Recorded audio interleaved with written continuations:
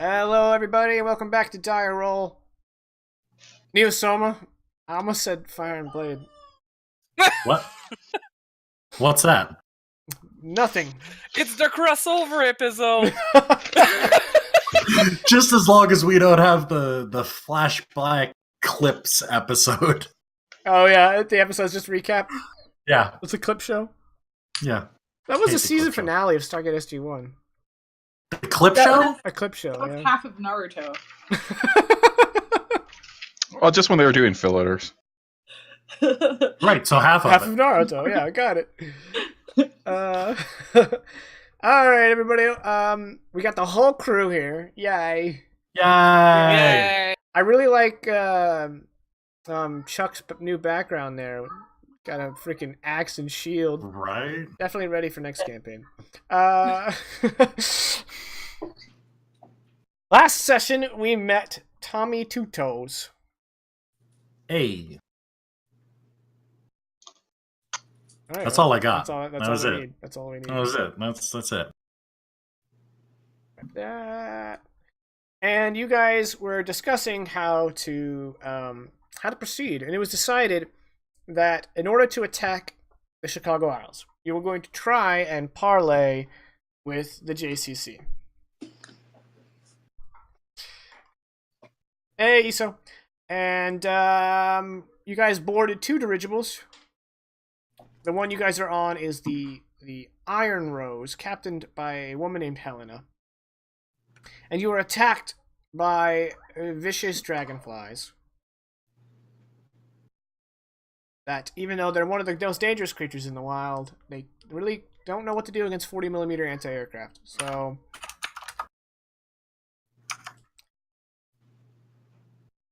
And then so the next scene will be arriving at the JCC in your dirigibles, and the furious typing of Vegas.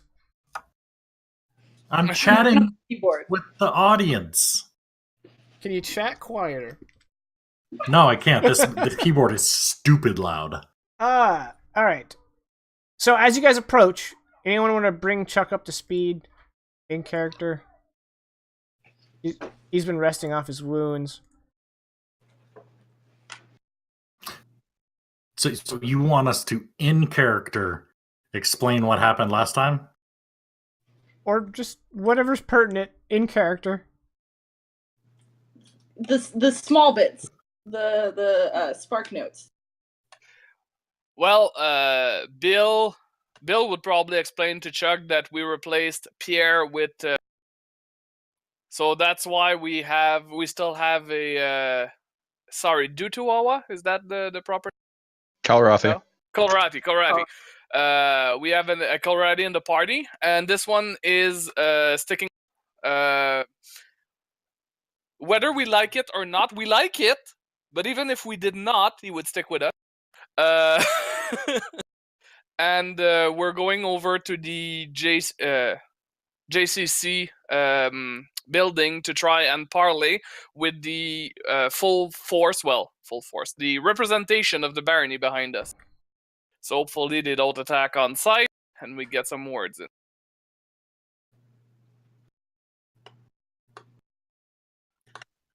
Yep. Makes sense. Nailed it. There you go. Got the spark notes. Got a kaul'rae. Why spark notes? Oh, I get it, Molly. Anyway. I went to school. Oh, we had cliff notes. Yeah. Anyway. I just needed y'all to distract so that I could fix one of the frames. And then I brought attention to it. Right. Well done.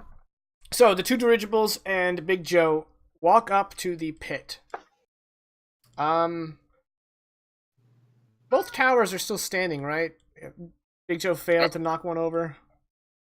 Yeah. Correct. Yeah, I believe so. Yeah. So they've been remanned, and additional fortifications have been put up.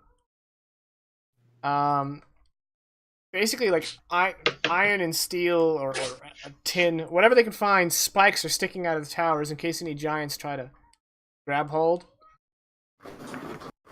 They made it a little more Smart, difficult. right? And they've added a whole bunch more barricades up front, with what looks like a moving gate that stands about 5 feet tall, and it's got about half dozen guys. They all have their weapons drawn and ready. Do they have any sort of heavy guns, like a heavy machine gun or whatever? No, I'm assuming. No. Do they still have those motorcycle guys, or did they scrap that?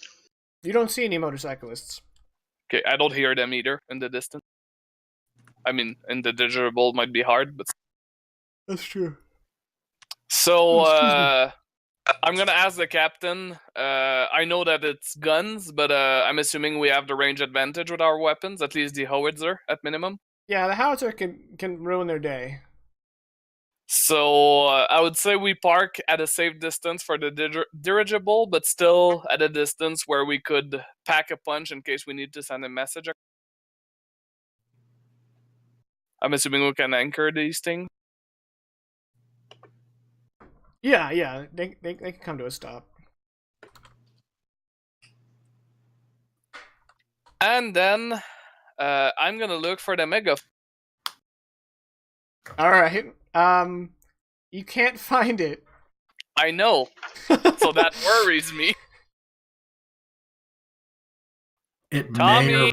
may or may not be under deck with Tommy while he's still fiddling with it, out of sight, out of mind.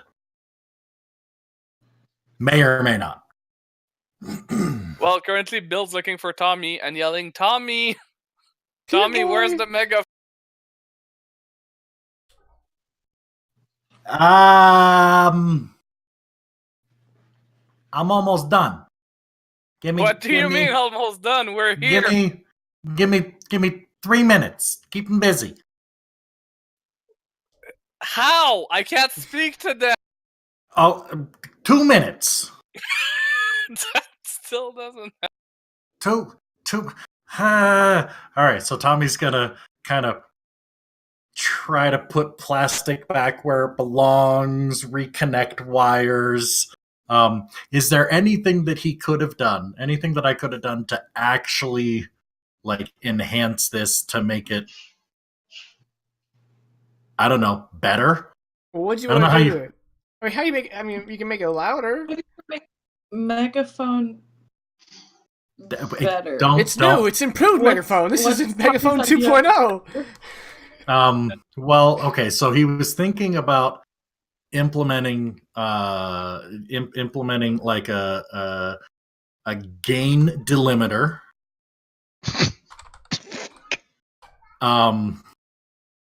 as well as reinforcing the inner cone of the horn piece with a slightly more refractive metallic substance. And then Bill's got like, he's got a nice voice, but it's I'm gonna pitchy. sound like Darth Vader. It's I'm gonna pitchy. fucking. No, I don't. We want to talk to them. We don't want to necessarily only intimidate them. We want to also soothe them and bring them over to. So he's pitchy, and Tommy's gonna use what he learned in his days breaching on how seismic activity works, and he's gonna develop a quick algorithm to implement what is essentially autotune. Dear Lord. All right. Crafts challenge 5. Okay. I want you I to want succeed. I want him to sound like a really, really loud T-Pain. God damn it. Rolling crafts. That's a 4. And I don't have my tokens up to spend them. You don't? Oh, I'm not seeing it. hobby. I'm gonna drop a token. Okay. And I'm going to use stepping out of Pierre's shadow, because Pierre has done some things to impress this group. I need to impress them even more. So I'm going to take a +2 to it and have a 6. Okay. The scene aspect is this thing on? Yay. And yeah, you've upgraded the device. And that is how you make a megaphone better. Just throw that out there. That's how you do it, right there. All right. So, unbeknownst to Bill, he receives an auto-tuned Gain Super delimited, loud. gain delimited, incredibly loud horn auto-tune. refracted. And of course, you know how every person who ever have a megaphone in their hand, they always Always shout. activate it the wrong way. Oh. And it makes this loud, like, whistling noise that annoyed the hell out of everyone. Well, Bill does that, obviously, which is extremely loud. So everybody on board becomes deafened for like 5 seconds. No, Tommy was ready for it as soon as he handed it to Bill. Went. And except for instead of the high pitched squeal, it's like the horn from like Pacific Rim.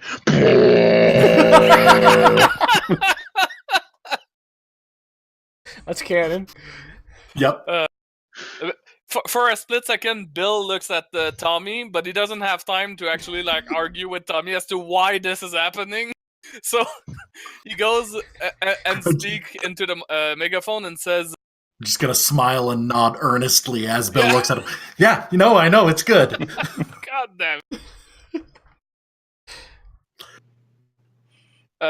Hold on, I'm trying to find my word. Bird. We are not here to fight. We are here to engage in peace talk. I don't know. You gotta do it auto-tuned. Oh no, I'm not auto-tuning myself. There's no.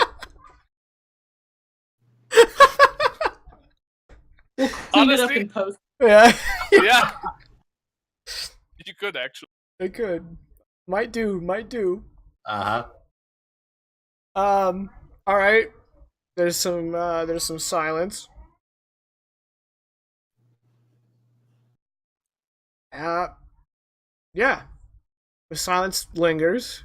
You guys can Yeah, they see the figures in the distance. Kind of, there's some commotion. They heard you. Yeah, I'm sure they heard us, but Bill So- at this point realized they don't have a megaphone. Since there's no response, Tommy's just gonna walk up to Bill, snatch the megaphone out from his hand, and like bang it on something. No. Tommy, they heard us. You sure about that? Yeah, they're moving. It's just that they don't have a megaphone. I just thought about it. They can't really reply. Oh, that's I didn't think this through. Hold on. I'll hand it back to him and just start scavenging for parts to make another one to throw down at him. No. You don't What? touch the dirigible.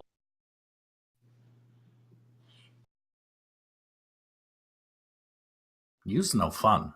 I know, but I can't let you. All right. Suddenly you hear We can the. instruct them to signal us. What was that?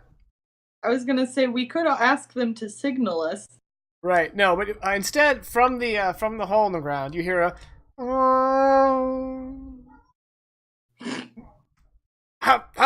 Is it on? What do you want? On the behalf of the barony and Mr. McWade, we are here to parlay about a potential takeover of the... What the fuck are they called, Isle? The I Chicago think he's still got held down. Yeah. The Chicago Isle. Isles. Chicago. From the Dutuawa. I got it right this time, did I? Yep. Yeah. You hear back. Wait, what?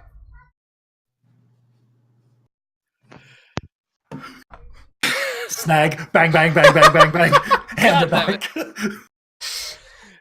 We are here on the behalf of the Barony and Mr. McQuaid to parlay a potential alliance to take over the Chicago Isle from the Dutu. Okay. Make a rapport check. Challenge 3. Sorry, my sheet was not open. I was unprepared. Get your sheet together, new guy. Ha ha! We've never heard Alright. that one before. That's a success. Alright, you hear back. Okay. I wasn't expecting that. Raymond? No. So how do you want to do this? Your curtains are moving. Your house is haunted. No. It's not haunted, it's infested. Accurate. Y'all are both to blame. You can't. Yeah. So I'm gonna reply. We propose a meeting in neutral territory. Light escort allowed, but nothing else. Alright, where? We had not. Did we discuss that with McQuaid? I don't remember. More or less. He didn't I have know- a specific spot. I know a guy. That's right. Tommy Two Toes said he knows a guy. Yeah, okay, well, Tommy, where?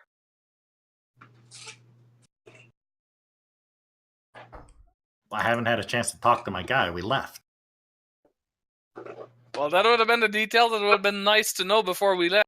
Oh, okay. So it's over the hills, through the woods. Tommy's guy's house. We go. Without a I- landmark, they won't be able to find. I mean, I as a player hadn't really thought this all the way through So either. what you're saying is over the hills and far away. Yes. Okay. One might even say that if you were trying to get there in a hurry, you would run to the hills.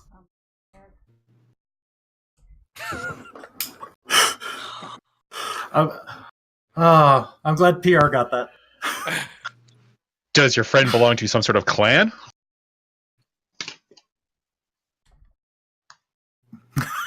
Jacob's like, what? 1 second. So No So this guy that I know, he's got this. He's got this. It's what's the word for it? It's a shack, a hut, if you will. Okay. It's like a studio apartment, but without the rest of the apartments nearby.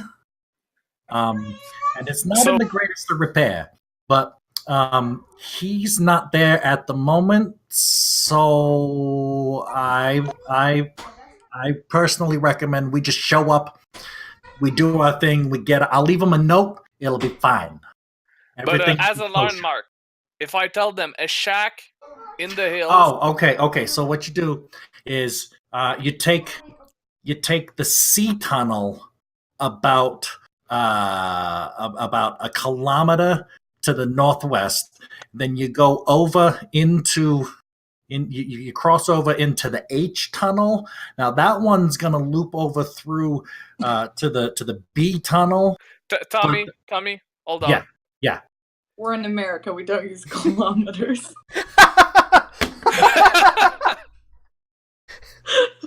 Well, that just seems stupid. Like But Tommy, the problem is they might not know these tunnels. everybody knows the tunnels. I mean, that's the only way to travel.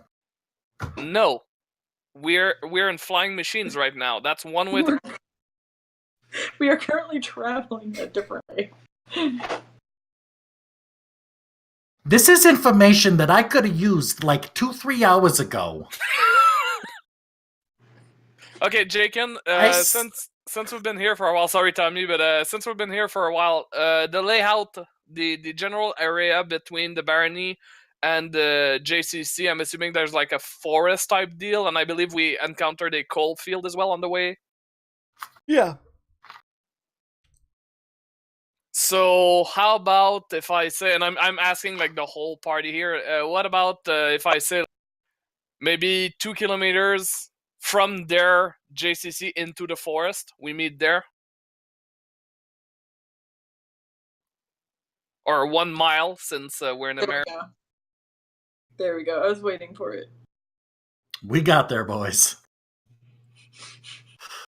Does that sound safe enough? I don't know. I don't know what the forest is like up here. There's a bunch of trees. So why would you go through the trees when you can go under the tree? You people are weird. Well, because the trees provide cover. They can't use long-range weaponry. And with our dirigible, we should have an advantage as well, because we'll have air support, which shoots down into the... That sounds like a good idea. Do I take the C tunnel or the E tunnel to get there? I don't know your tunnel. How do you So, everybody agrees on the 1 mile? look over at the engineer? He doesn't understand the top. I agree with the mile, but you need to tell them and see if they agree. Yes. So I'm gonna put the megaphone. Sorry for the wait. We had a little bit of a discussion over here. I propose 1 mile away from the JCC compound into the forest, essentially a straight line, and you can align yourself with our one of our dirigible. You'll know where we are if you keep following.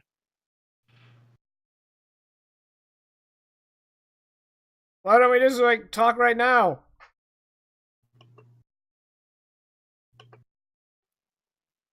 That's a fair point. I mean, we have megaphone, and nobody's shooting at each other.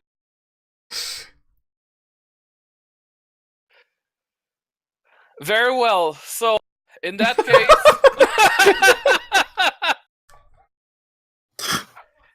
Diplomats, we are not. No, we're not. I'm not. That's not my profession. I sell vacuums, if it's any use. Okay, so let's talk requirements, and let's go over yours first. If you were to join us in taking over the Chicago Isle, what would you require in exchange?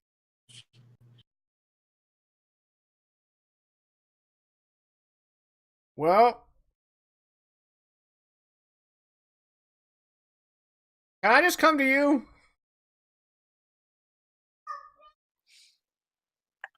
Sure. All right then. That's why we're gonna meet in neutral territory.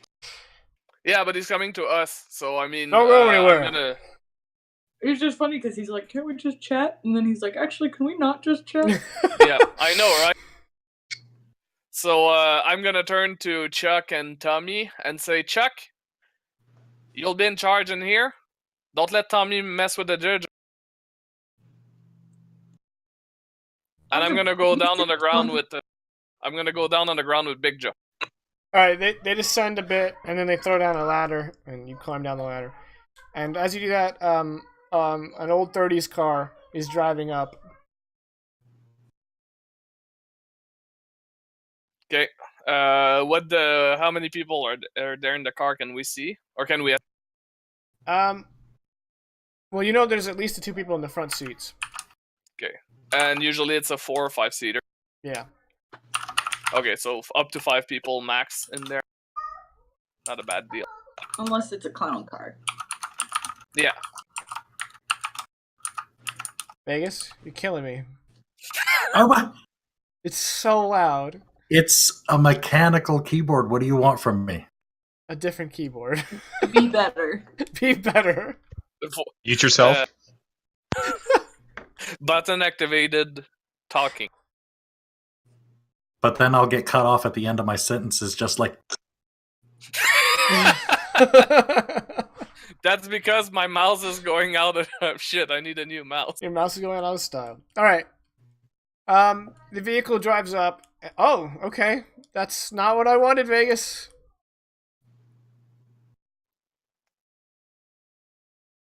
I think he broke his thing.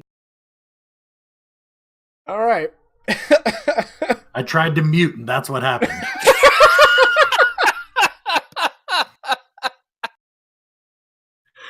Oh. Welcome to technical difficulties. We may have a few dire roll here and there. Yep. All right. 4 gentlemen get out of the car. Very well. I'm assuming one most likely looks like maybe not the leader, but a leader. Yes. One of them looks like a leader. He's an incredibly ones are broad man, shaved head, and he definitely moves about with an air of authority, and you can detect some reverence from his peers.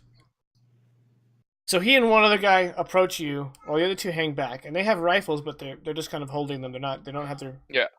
They're just kind of holding them by the barrel, and They're not in fighting mode. They're just in. yeah. He comes up, and he looks up at Big Joe, and then back down to you. And he's like, "You're the same guys that hit us the other day." Back then, it was just us. But given the trouble of the Chicago Isle, we joined with the barony. We no longer have any hostility with you. We do have a few questions, though. All right. And Tommy, what you guys can do a scene. Don't touch the fucking dirigible.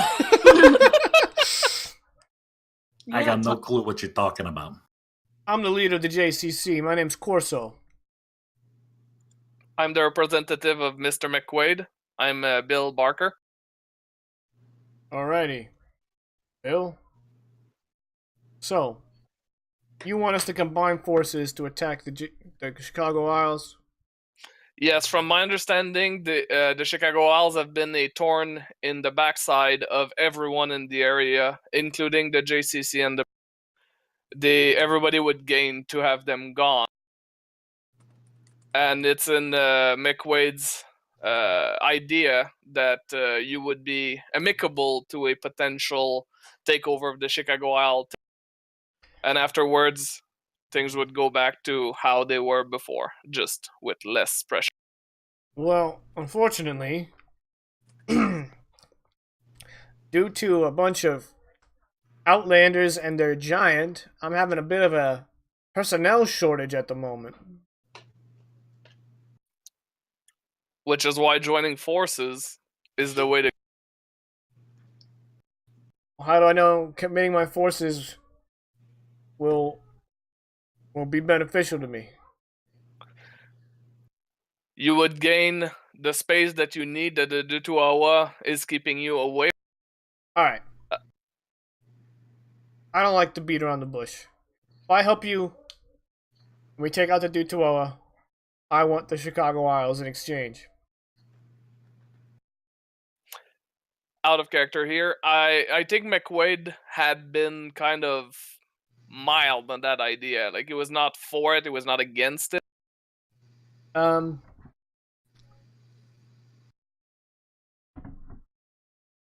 don't remember. I don't think that came up specifically. Every time we touched on that, McQuaid always responded with, "Let's just see how things turn out before we start hammering out details." Yeah, he was also in the impression that he would be negotiating. So there's that. Yeah, but that turned out a little bit different. And he didn't come with us, so. You guys convinced him not to come. Well, for his safety, I mean, right, pot shot at him would have been pretty. So you want the Chicago Isle, and would you move your whole compound there, or would you keep both? Why, you want my whole? I'm just talking because... God damn it. I was like, oh no, oh no. And everyone. No, I do not want your whole personally. I mean, you're a handsome guy, but I don't know. It's for... Shame on all of you. It's for the purpose of the proposition. If you want... if you want both territory, I'll have to inform McQuaid of the deal, essentially. If you only want one, then I need to tell him you only want one. You don't care about keeping the JCC. Alright, I'll keep both.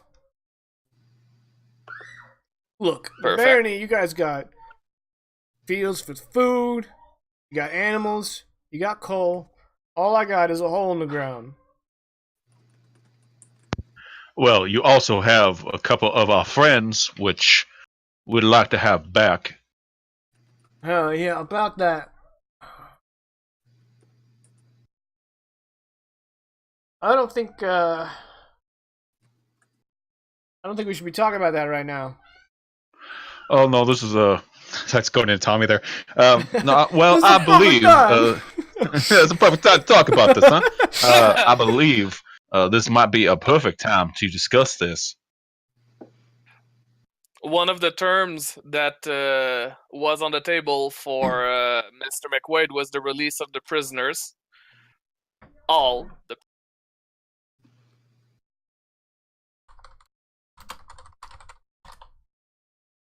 All right. Well, I'll do that. If we come to terms, I'll let go of my prisoners. But should warn you, there may be fewer prisoners than you're expecting. 'Cause we took some already. The two guys that came with you last time, they didn't make it out.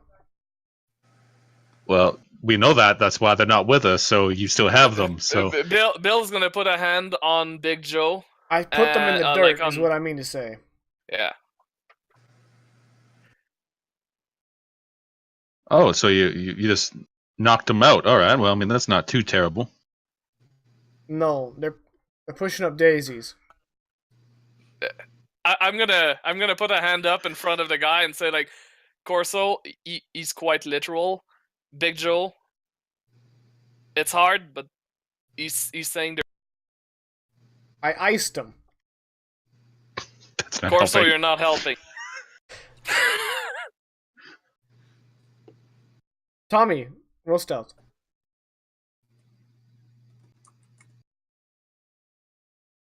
Oh yes, Ooh. the olive oil is back. Baking.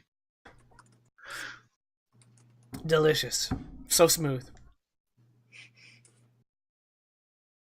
Okay, well... That's a 0 on stealth. Yep, well you beat the -3. Oh, So unless you guys want to fate a token, Tommy Two Toes gets to putz around. Ugh. Chuck, you had one job. so Yeah, I don't know why you put Chuck in charge. I mean that can't is a be in fair point. What did you roll? Oh, you rolled -4. Yeah. I've got a +1 to notice. That's Would you rather be negotiating? Because I'm sweating down here.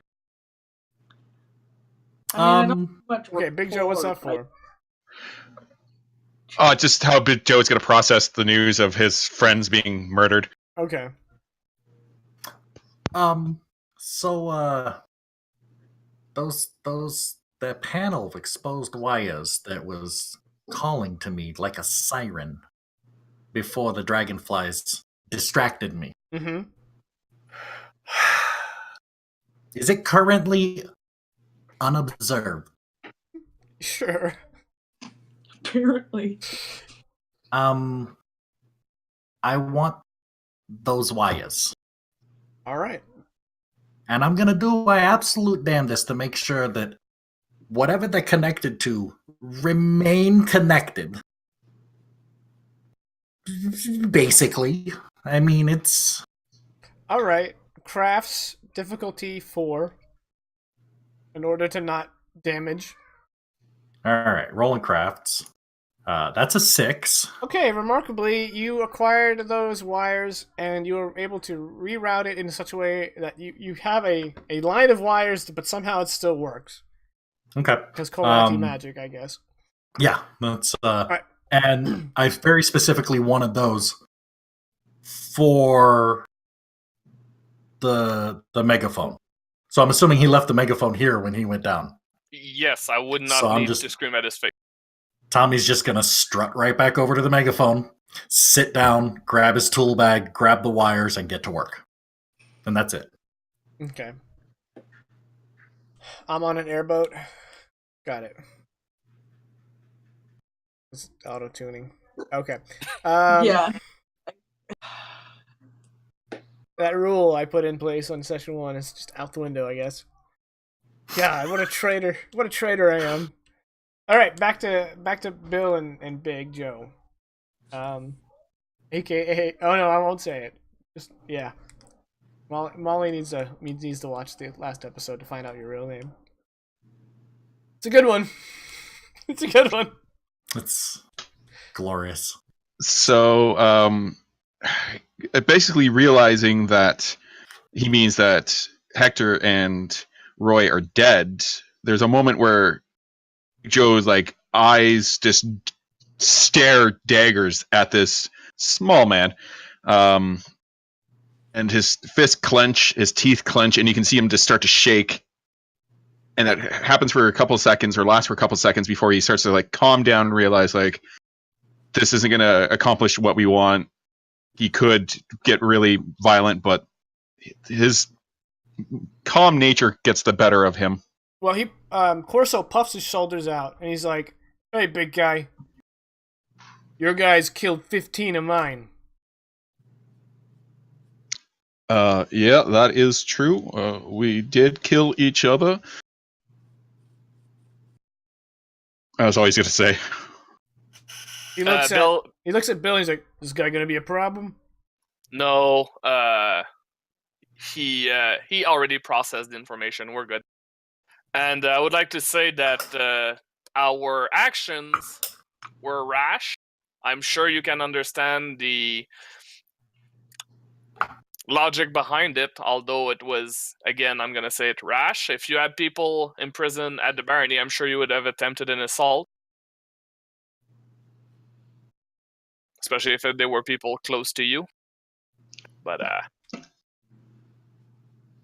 anyway, we're not here or there. So right now on the table, for the potential cooperation of the two forces, we have, you would gain the Isle territory, the Chicago Isle territory. You release the prisoners. All right. And I'm going to add another term. The Baron is looking into potentially traveling. That's what Big Joe's going to do. Okay. What he means to say is the barony wants to be able to move around freely without being attacked by your forces. So if we do agree to these terms, both sides will be off limits. They won't attack you, you won't attack them. Thank you. That was what I wanted to say. That seems fair for now. I don't see any reason to renege on that. Well, then that's mighty nice of you. But before I agree to anything, I need to know how you guys plan to... And he looks up.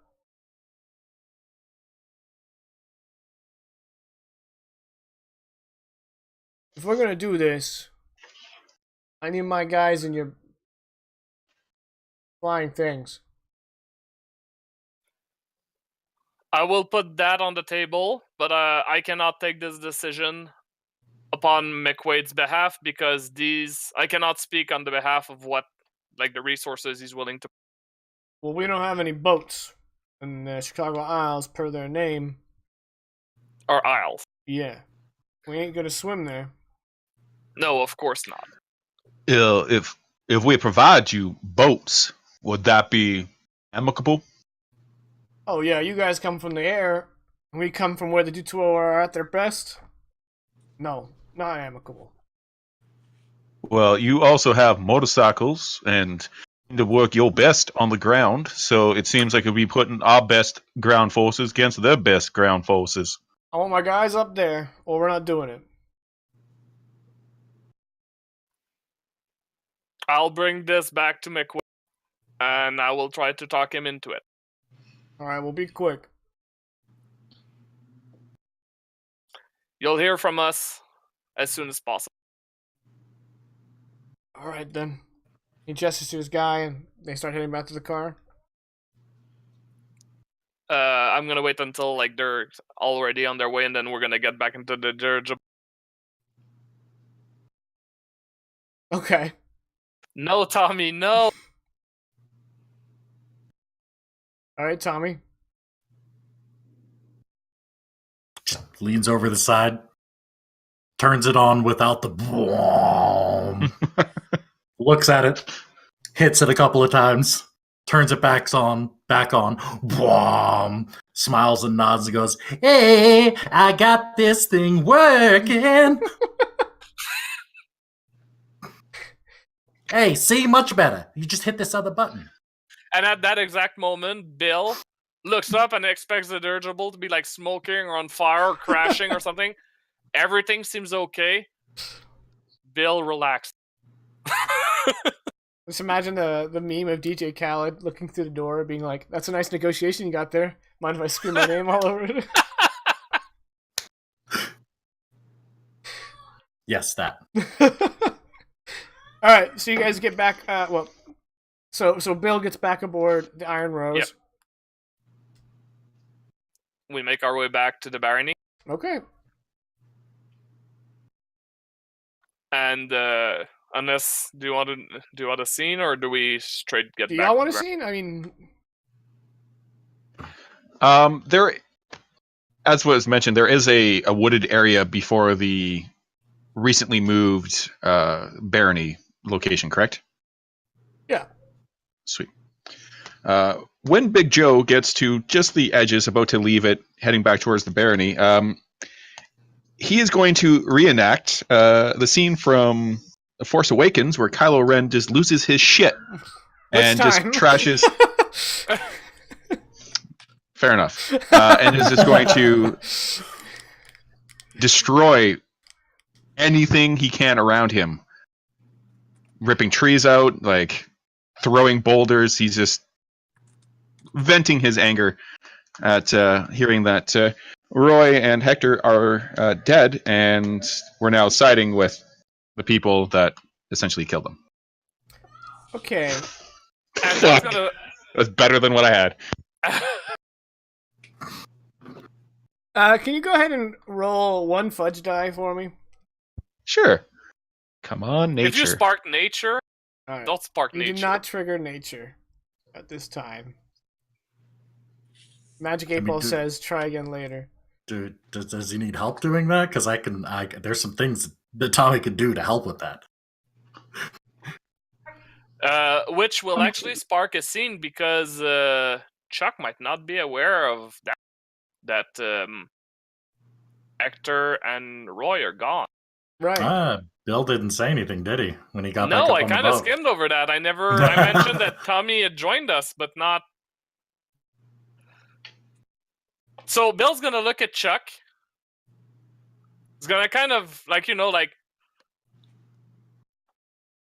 you can see he's trying to find his words, but like he has something to say, but he doesn't know how to say. Why is Big Joe losing his shit? About that. Wait. I'm going to offer a compel. Ooh. Oh, you changed, shifting away from tragedy. Yeah. Damn. I don't know if I have anything. I'm sorry. Then.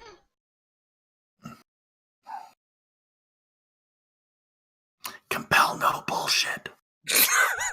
No. Never mind. Well, I mean, I'm still gonna say the truth, but it might be a little bit embellished. Chuck, if you're not sitting down, I suggest you sit down. I like the idea that Bill doesn't know. He's sitting in front of me, says that.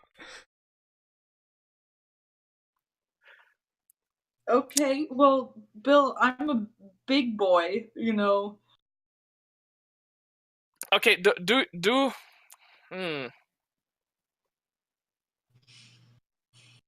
When you remove a band-aid, do you like it quick and painful, or slow and painful? 1 second. Brief question. What's a band-aid? I honestly don't know the word outside of band-aid.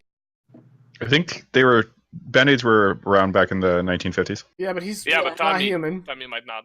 Oh, okay. Sorry. It's a small thing you put on like small cuts and stuff to stop the bleed. It's not medical stuff. Oh, okay. I don't know why you wouldn't call it a bandage. That's Because the okay. bandage is more like a wrap. It's bigger. The band-aid is a brand of tiny. We're neither here or there. Yeah, Chuck. I mean, I have a big news to tell you. There's no good news. It's only bad. oh, I was about to say congratulations. No. Mazel tov! And at that moment, at that moment, a small figure descends from one of the ropes holding the platform to the dirigible balloon. Did you think you can fly away without me?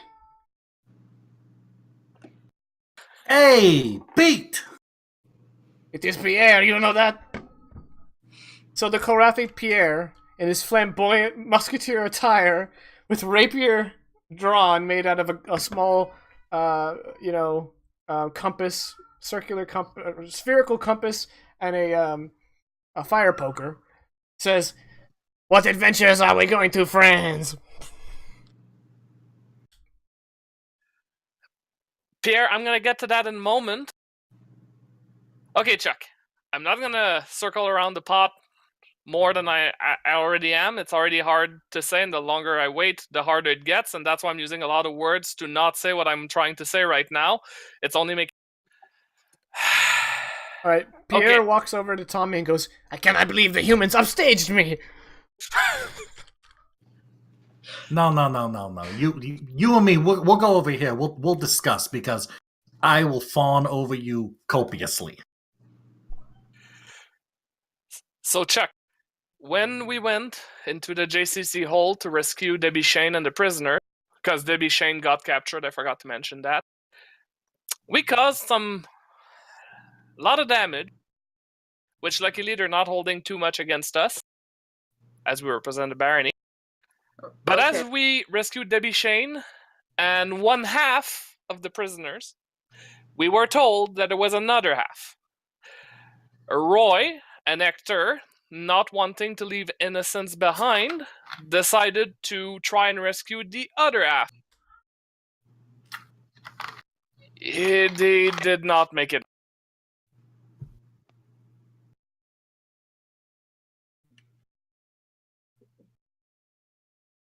What do you mean they didn't get out? And I'm gonna point at Big Joe that's destroying trees down there.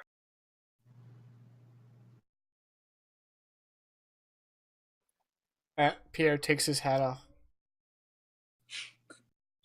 Way to ruin it, Draken.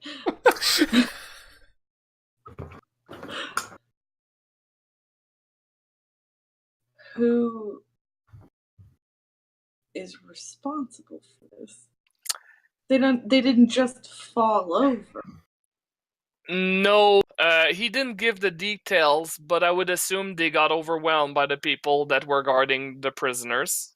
That's just an assumption. He didn't mention Actually, the guy. I don't know if you remember, but when you just talked with him, Corso said he killed them both.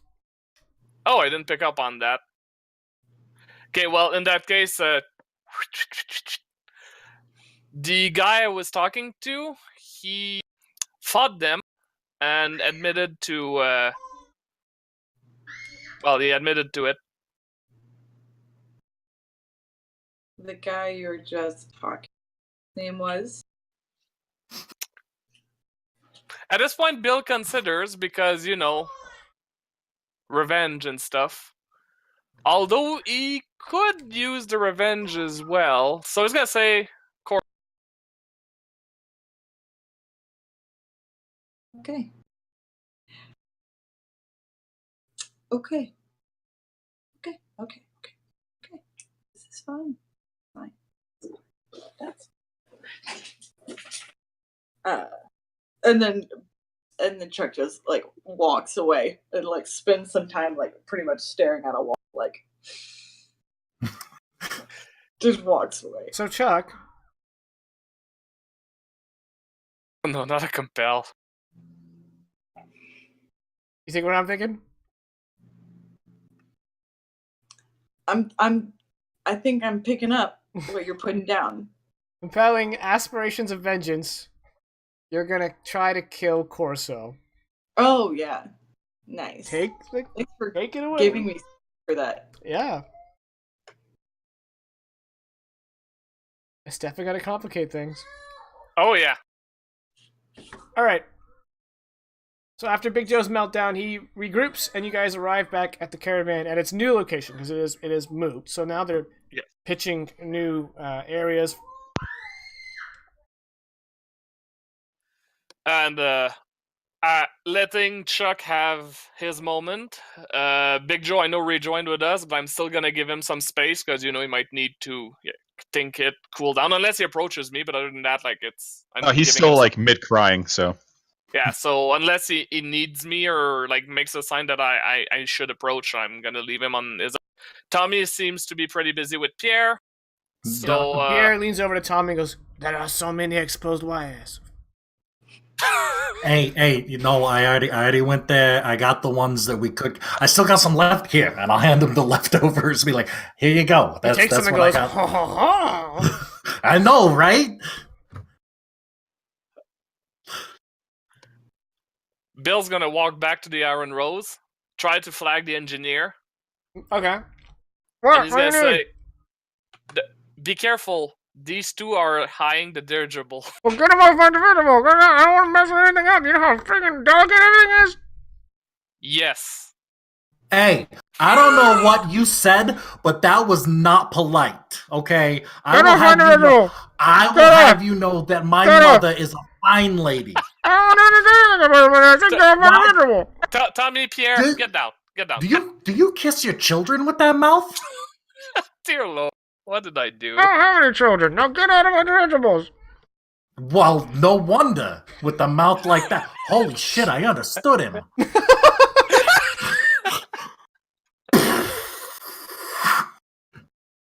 And in case you missed it, Chuck, the engineer is wearing a homemade plague doctor mask.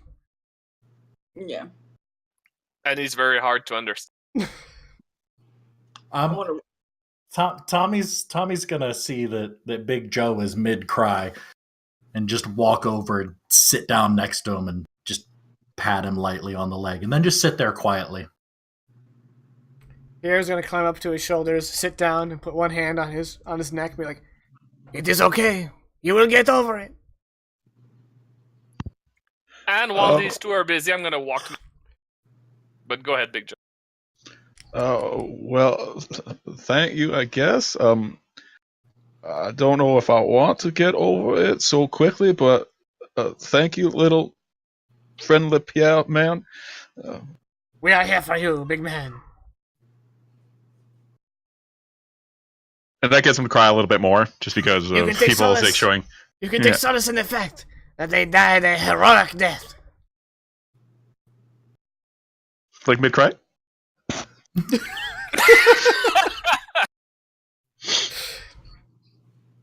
Alright.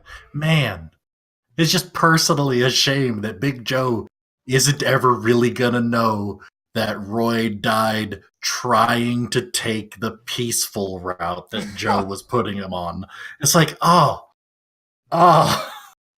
There's a small pinch. Pinch. And look what it got you.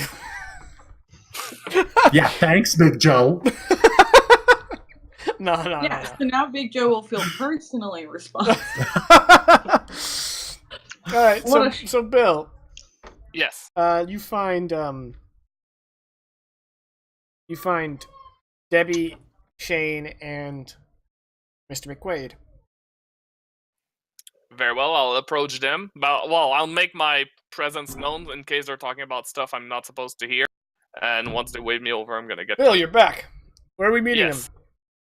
So they decided they didn't want to waste any time.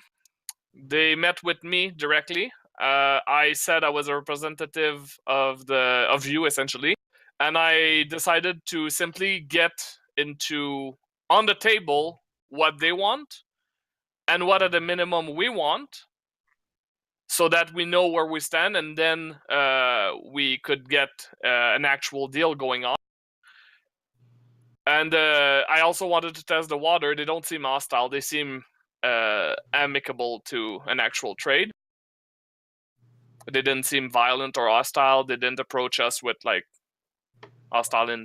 So one more time, what did you say they want in return? So out of the fight, assuming the fight happens, out of the fight they want the Isles to themselves because they feel cramped in the JCC. And that's essentially the big thing that they want after the fight's over. And now, for the fight, however, they want to have men, essentially, in the dirigibles with your people. Because they don't have boats, we propose them to try and get them boats or means to travel the water. And they say they don't want to be the only ones fighting the Dutuawa on the ground. Well, I'm not sure how much I like that. In return, however, they are open to the idea of releasing all the prisoners if the deal happens. The ones that are still alive, we lost to our friends for sure. We've learned.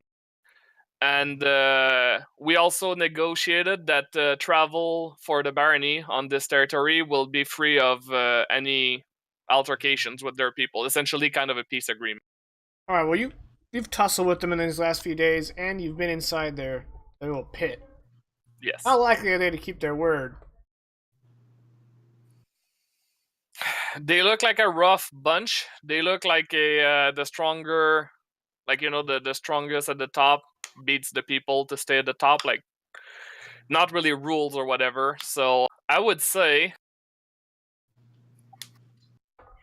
as long as they stand to gain, they would be trustworthy within quotation marks.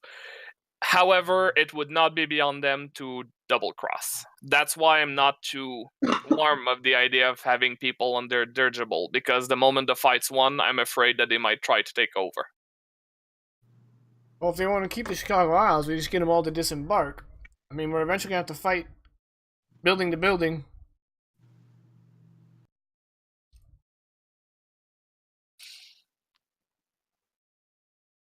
Now, Miss Shane and I have been talking, and we want to go ahead and do it. There's just one problem. Last we know, there was a kaul'rae in Chicago.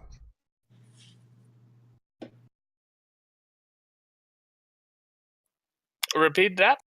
A kaul'rae? Oh, You one know. of the big baddies. Yeah, one of the scary guys. We don't know what to do if he shows up. Have you ever fought one? Not really a fighter myself up until recently.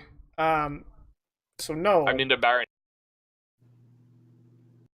We don't even know if he's still alive, to be honest. We just know that's where he was. He was ruling over all of Illinois before the everything. Because in my mind, unless proven otherwise, even a god can bleed. So we've got the firepower. He might be scary, but I hope you're right. my problem is we would need some more information, if possible, on how to take on such a challenge if he's Well- Jesus. God damn it. Well, we could definitely use some magic. We have some on board, but Wait, what? not sure how it compares to a kaul'rae. That's the first time hearing of it. Magic? Yeah. Well, we have Pierre. I mean, it's not That impressive. explains a lot. Yeah, but he does some out of this world feats for sure. Okay.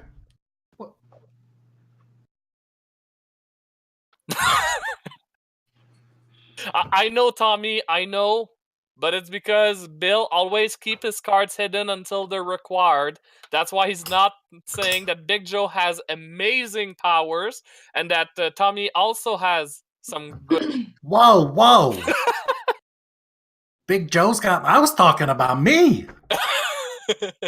Big Joe's got magic too. What? God damn it! All right. But yeah, All right. Well, I don't have any need of Chicago Isles, except I just, the problem has been the Tutuoa. And, we're probably going to be damaging the hell out of it when we take it. So, sure. I can agree to those terms. We just have to make sure that not a single one of his men is still on the dirigibles when we're done. I did not think of that when we were discussing it. But since I did not make an actual, at this point, it would be when you and Corso meet. And he would also like to meet sooner rather than later. I'm assuming he would like this to be done over and out before he lose control of his people. I guess, I don't know. All right. What do y'all say to tomorrow morning? I'm happy with it. I mean, The ball's on our court anyway. Normally, They're- I say good morning to the morning, so tomorrow morning I'll probably say the same. Well, we can save money on the special effects budget if we shoot it at night. Oh, sorry.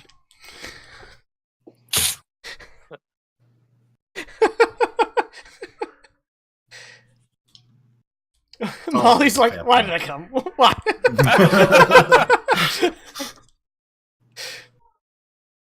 And you do have a dragon on your side.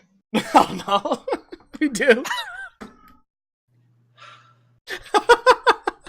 And the best of magic of them all, a guy in a wheelchair that just appears at random places in the castle, surprising the fuck out of anyone. Honestly, being able to go anywhere in a castle while in a wheelchair is magic. Yes. I know, nobody's pushing him. Or if they do, they just vanish. They're like, okay, here you go. It's very. All right, enough of that. That's not gonna age well.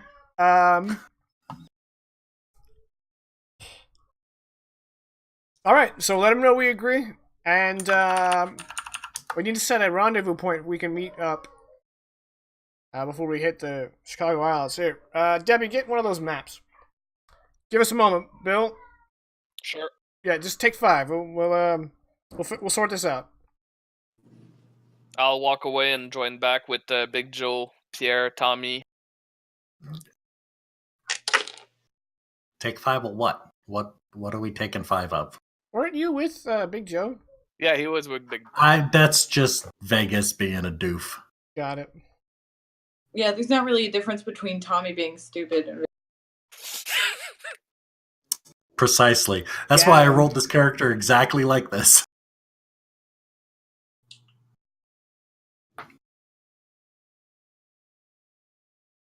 So, what's the plan? King of king of names that start with the same letters. Well, the outcome seems to be that the deal we pre-negotiated is going to be accepted. McQuaid's willing to take the risk, from what I understand. We're going to go back, and we're going to say we agree to the terms, and we're going to give them a location that McQuaid's currently deciding, and then we're going to go fight. So you're going to see some big bang bang. It's adorable when you try to do that. It's bigger, bangier guns. Sure. Bi- I'm not well versed in that language. I can't. Just look up at Joe. How do you with this guy? He's very pretty, but it's about it sometimes. I just smile and nod often. It seems to be the best way to deal with it. By it you mean humans, right? Like, because that's the impression that I'm getting. That is exactly what I meant by Okay. it. Okay. Fair. Glad we're on the same page. I'd like to point out that you guys are Shut up, Bill. in our world. God, I had to. you're not starting this. Starting what? Nothing. Hearing the shut up, Bill, Joe cries some more.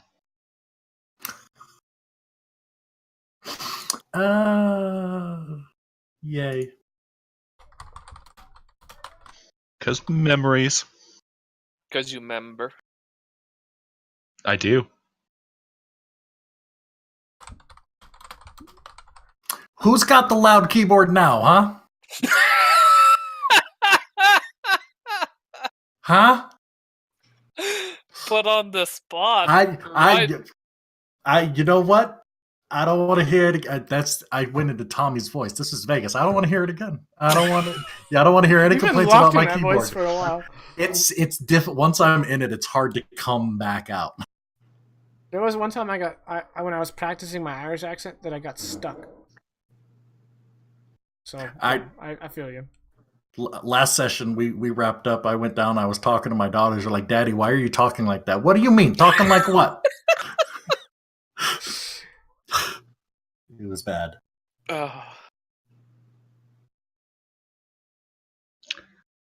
Okay. And Molly, I would like to say that you make it really hard to keep serious. Time these things. Wait, which time? Well, pretty much everything. What is a god to vacuums? Their hole is a little tight. I'm reading this while I'm trying to freaking speak. Oh. To be fair, even I start laughing at my own jokes. Because Those are the best.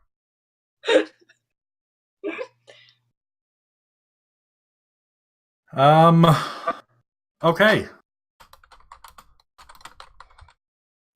So we're supposed to meet with Corso. We're supposed to hook Corso and McQuaid up tomorrow morning? No, we're going back and letting Corso know where to meet tomorrow morning, from what I understand. Well, Corso and his men, not just him. So we're hooking Corso and McQuaid up tomorrow morning. Got it. That's okay. Yeah. Sure. Yes. What? What? What? All right. So eventually, someone delivers the map to Bill of where they want to meet. I'll keep the map because I mean it's gonna be easier to Corso. Cool. Well, I mean, if we can't take the map, we've still got Pierre. I'm sure there's a truck hood around here somewhere. No, we're not transfer it over to. We're not engraving it on a dirigible deck. And I'm gonna ask McQuaid quickly. I'm assuming he wants me to go back sooner rather than later. Tell them the meeting point on tomorrow morning, or did he want me to meet tomorrow morning? Honestly, we can just kind of like brush over you, unless a certain somebody wants to act on their compel now. Are you there, Bueller? Bueller. Well, since it's an important aspect, we should wait for her to come back, just to to be sure that there's not going to be an interruption. All right, well, you got anyone? Yeah, go. So everyone seems to be like pretty upset over the loss of these two guys. And I mean, I understand that. Like, you get close with the people that you get into trouble with. That's a rite of passage for my people. Like, you gotta get into trouble with people so that you can find your crew. Tell me about them. Like, I don't know nothing about these guys. Like, I feel like I'm missing out on something here. Like when the big guy's all cryy and the little guy's all grrr. And Bill over here is all talky talk. Like, I'm missing something. Well, to give you a summary that might not be equivalent to how they were. Essentially, Roy was the leader, whether he wanted it or not, of our little community. He was a great leader. He was a strong person, confident, proud, a little bit hot-headed on the side, but I mean, we agreed to it when he became the leader. Compelled to do a lot of things for the group. And and yeah, his loss is going to affect us quite a bit because we essentially lost the main leadership, but we're picking up. We're picking up. I think we can recover from this. And so you weren't always the one calling the shots. No, and I was happy with that. Well, I mean, it makes sense that you guys made it this far if that's the case. He did have a very good politic when we met with people. He was all about getting what he wanted, and it worked really well. And Hector was I would say, the eccentric of the group, and that's very interesting to say, given the fact that we have Big Joe and now you in the group. What are you trying to say? Please continue. But Hector was a very, very friendly person. He was the doctor of the group, took care of everyone as best as he could. And he proved it. He would have laid his life for us, which he did. I would have rather not have it happen in that way, but I mean, it happens. Especially. And he was actually, Tommy, you would have liked him very well because he was a technical person. He would have talked your ears off with his scientific knowledge, technical knowledge, and just like you, anything that was a little bit out of the ordinary, technical wise, he was always interested in it. So. Yeah. Well, it's a shame that I won't get to meet these guys. I will endeavor my mostest to live up to their great names. Or good names. I mean, they wasn't alliterative, so it couldn't have been great, but they're good names. Well, just the fact that you're helping taking care of Big Joe here is already a lot. Hey, us handsome fellows got to stick together. It's a tough world out there when you look as smashingly sexy as the two of us do. And I'm also happy that you followed my instructions to not touch the dirigible. Of course, not a finger was laid upon it.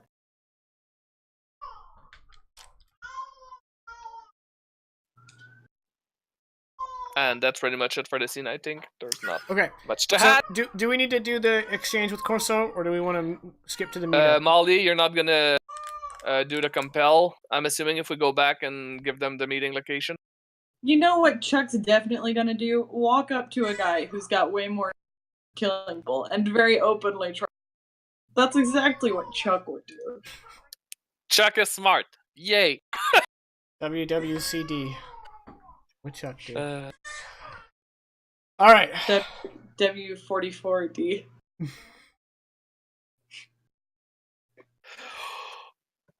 I So- need to keep this one.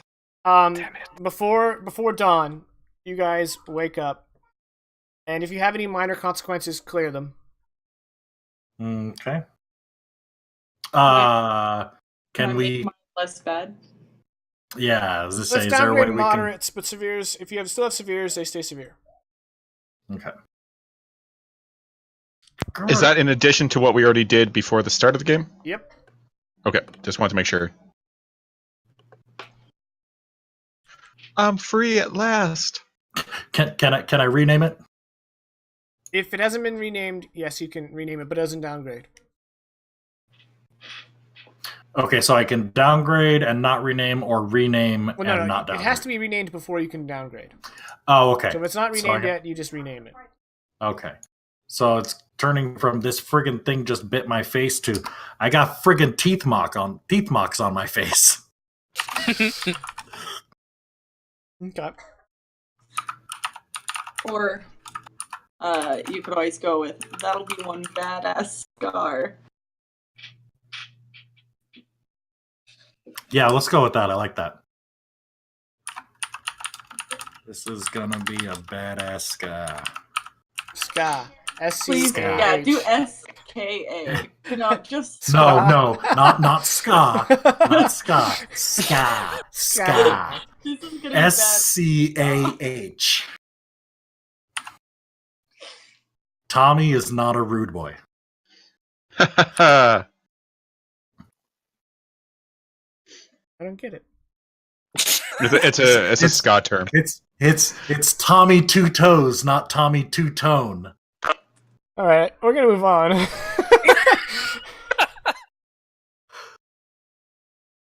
All right. So before dawn, you guys wake up. You grab your gear. Who's taking what weapons? M1 Garan that I stole from that guy. I'll wait. Okay. Oh, no, actually, that'll be at the meet. Okay. Is there anything that Tommy can take? Yeah. Yeah, I mean- you're. Well, I think I forgot to take off the weapons that I got left behind. Let me do that. Yeah, trench gun is definitely gone. Trench gun is gone. And So is the automatic. the Browning, The Sten. the Sten. Yeah. Okay. And we need all the help we can get, so Bill would be like, you know what? As long as you don't break it, you're welcome to the inventory that we have. Tommy. If only we had a Tommy gun. I know, right? I don't have to shoot, but I'd like to be able to do something. Vegas doesn't remember. How large is a Browning HP? Browning HP is a handgun. Oh, well then, yeah, that's Tommy will take that, and he'll have slipped the megaphone into his bag. Okay. Hey, you know what? There's not enough people to go around with it, and I might lose the M1 Garan in a fight, so I'm gonna take one of the Smith & Wessons. I'm assuming it's a It's a revolver, yeah. yeah, put in my like belt or my pocket or whatever. You know, safety. Got Have it. a secondary gun. Yeah, I'll do that. I'll also have a Smith & Wesson. Okay. 1 second. I really want Tommy to have a Desert Eagle now, just for the kick on it. Like every time he fires it, he launches back 30 feet. If I'm not mistaken, the Desert Eagle was designed in the 80s. So Yeah. yeah. Yeah. Sadly, yeah. Yeah. The closest you would get would be like a 44 Magnum long barrel. As big Which as long would- as he is. like Joker out of 1989 Batman Chuck. pulls it out of his pants. Chuck, Well, that was a modified Super Ruger Red Hawk, but yeah, essentially. Oh, well. Yes. Chuck, Yeah. while you were going through the items and all the weapons, you found, kind of tucked away in the RV, Roy's baseball bat. Oh no! I would love to carry that with me, please. Okay. You know exactly where I was going with it. Thank you. Is it signed? I don't know. Is it? I don't know, Roy. Does he You can sign carry his your own baseball signed bat? He seems like the arrogant enough prick to do that. Just in case somebody finds this after I'm dead, I better sign it now. Retcon, we go into like a moment where Roy's alone and he goes like, you know what? A, I'm arrogant enough to sign this for myself, and B, I'm actually might give it to Chuck one day, so he's gonna be glad to have my signature, and then he signed. That's totally how that went down. It's signed. There you have it. I assumed he signed it while he was still playing baseball. Like, this baseball bat is one he kept from his baseball days, and he preemptively signed baseball bats so he could hand them off. Fair enough. That's smart. God, 'Cause Roy you was know. a dick. Yeah. Yeah, kind of. He was. I loved him anyway. R.I.P. R.I.P. Alright, you guys eat eggs and ham for breakfast? Green or normal No, colored? Normal colored eggs and ham. Oh, but the green ones, they're so good. So good. Pierre's are green. No one knows why. I know why, but I'm not telling. It's a kaul'rae secret.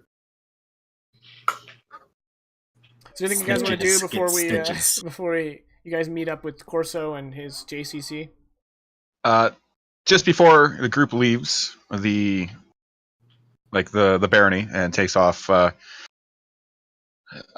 scene I picture is like everyone's already like moving. Big Joe being on foot is essentially the only one on foot, and he just kind of looks. Not on foot. Oh, still on roller skates. coasters. Still on skates. No.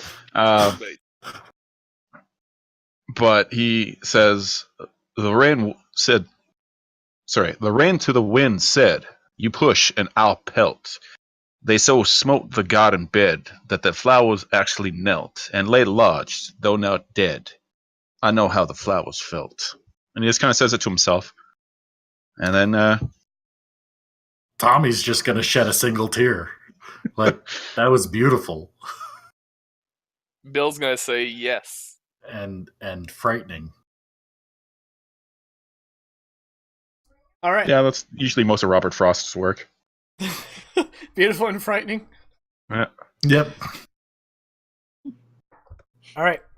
So you guys arrive at the rendezvous point just before the crack of dawn. And the JCC are pretty much almost the whole of them, if not the whole of them, are assembled. Almost 100 guys. And amongst them are about 8 prisoners. One of which most of you recognize. Is it Flip? It's Flippip. And as he sees you guys, he's like, oh, there you are. And he struts over. How? How what? No, Bill is just like, damn it. He likes the guy, but damn it. Well, welcome back, Flip. We're gonna rescue the What do rest. you mean welcome back? I've been here the whole time. Yes.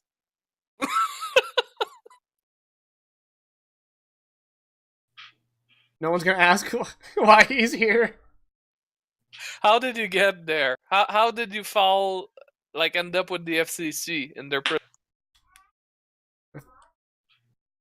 Federal Commerce Commission? JCC. Oh, okay. Brain's fried. My brain has been trying to say FCC since the freaking beginning of this episode, and I keep correcting it. JCC. This one slipped. Alright. I'm sorry. He says, oh, well, we were waiting for you guys on the other side of the Lake Michigan, and I decided to have a little lie down, and I decided the best place for that would be underneath the vehicle, as you do. I like when the things drip on me, you know? Out of the shade. Yeah, exactly. Well, anyway, I woke up as the vehicle was driving away, and I jumped up, and I was like, oh, shoot, vehicle's driving away. And I started running after them, and they just kept driving pretty fast.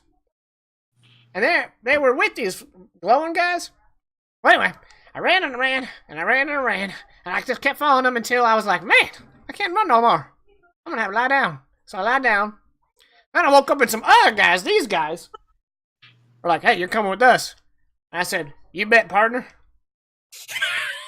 God damn it. Next thing I know, they put me in a cage. So they didn't treat you as well as we did. Nope. Glad to be back.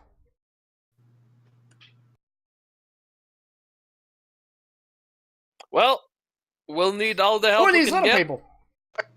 Oh, that's Pierre and Tommy. Hey. They are new friends amongst our group, and they will be accompanying us. They are very resourceful, very crafty, and you don't want to be against them. So it's good that they're on our side. Of course they're on their side. They're with us. One's literal and the other one takes anything the opposite context of what I want to say. Damn it! He walks over to Tommy. He's like, well, where you been? I'm looking all over for you. Oh man, my apologies. It took us a little bit to get here. I wasn't quite sure where the L tunnel crossed with the C tunnel, and I quit. might have Oh, the I L might have tunnel got a across little the C mixed up. tunnel. Well, that's right next to the H tunnel interchange with the Y. And for some reason, he knows exactly what he's talking about. Did they finish that expansion of the Y? Yeah, didn't they? I haven't been to the Y since I was a teenager. God damn it. Wow. Okay, well that makes sense. Is it hooks right into the M? Yep. Correct. But then it moves over into the D, and it just ruins any joke you want to make with it. Like I tried, but the zoning committee wasn't having nothing to do with it. Well, anyway, I hear we're gonna go fight people. Yeah, no, that's exactly what we're doing. I don't know why, but we're doing it because okay, so the people we're going to fight, these are bigger assholes than these guys to put you in a cage. Hot damn. I know, right? I didn't think like who would have guessed? Well, let's go get him. He All just right. starts walking in the direction. No. We're gonna take the flying boats. What? Oh, The flying boats. well, sweet Jezebel, I've never seen nothing like that. It is so freaking awesome. You got it. You won't believe how awesome it is. And as you say that, a dozen different configured dirigibles kind of come over the morning mist. And What they are start- their names and what's the name of their captain?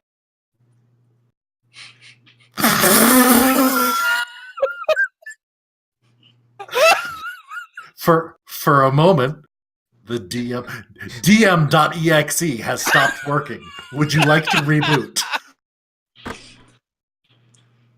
Oh. No more. For those listening right now, this is how you get kicked out of a campaign, okay?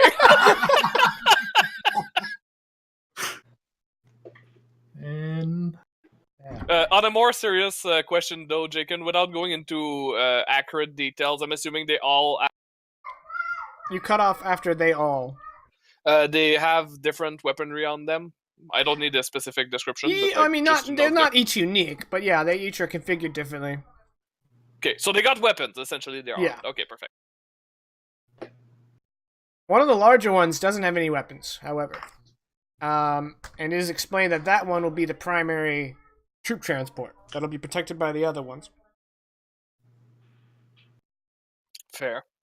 So as the dirigibles kind of come in low, drop anchor, and lower their rope ladders, Mr. McQuaid comes down, and he's like, "All right, everybody, here's the plan. The only thing left of Chicago is the downtown high rises. So, the plan is, we go in there, we identify any weapon emplacements, and we engage them with artillery. Then we swoop in with the troop carriers, we drop them in on any accessible roof. And then from there, we work floor to floor, clearing out the Dutuola. Any positions that are too hot, we'll hit with the artillery. I do have one question that maybe I should have brought up before we got here. How exactly am I supposed to fit on any of these flying dirigibles? Well, the large one can sling you underneath. I knew that was going to happen. However, we may have problems gaining altitude with you. You know, there. Do we have a boat that Nope. we could use? No. We used to have a boat. Yeah. Somebody traded it. Pierre What looks happened like to this. the boat? Well, I guess I have no other recourse other than to get slung under it, so that answers that question. All right. Without further ado, Bo. They start tying ropes around Bo. He's not Bo yet. Hasn't. Oh, sorry, Big Joe. Big Bo is when we're doing the alliteration thing. Yep. Yes. It's his nom de guerre. Or nom de plume. I mean, I don't know which one you Oh. prefer. Nom de plume? Yeah, but nom de guerre is war name essentially. But Oh, okay. Yeah. All right. Any questions?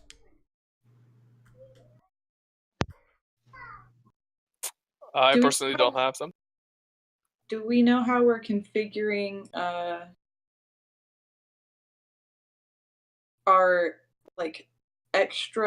our new hands, like where we're gonna put the JCC? Well, the JCC obviously don't have any ordnance training or know how to operate our dirigibles, so they'll be part of the insertion teams. Okay. And we're going to do as much damage to them as possible from afar. One brief question. On the insertion teams, what sort of ordnance do you have for the purposes of breaching fortified positions on the ground? Well, we can hook you up with some dynamite. Yes, please. Thank you very much. Get this scary small person some dynamite. I'll just hold my bag open. also, I would like to say, seeing as no one took it, Big Joe has the Browning machine gun. Yes. Oh dear lord. This little toy gun. Yeah, this little. All right. And then I don't think he can fire it, but he has it. Mr. McQuaid turns to Pierre and he's like, I hear you're our magic specialist. And Pierre's like, what? No, I am a swordsman extraordinaire. I do not do the magic. But you have some magic, Pierre. Shh. It is no magic. It is all skill and panache. Extraordinaire skill and A panache. certain je ne sais quoi. Exactly. Mr. McQuaid just kind of looks at Bill. Much like I look like new guy all the time.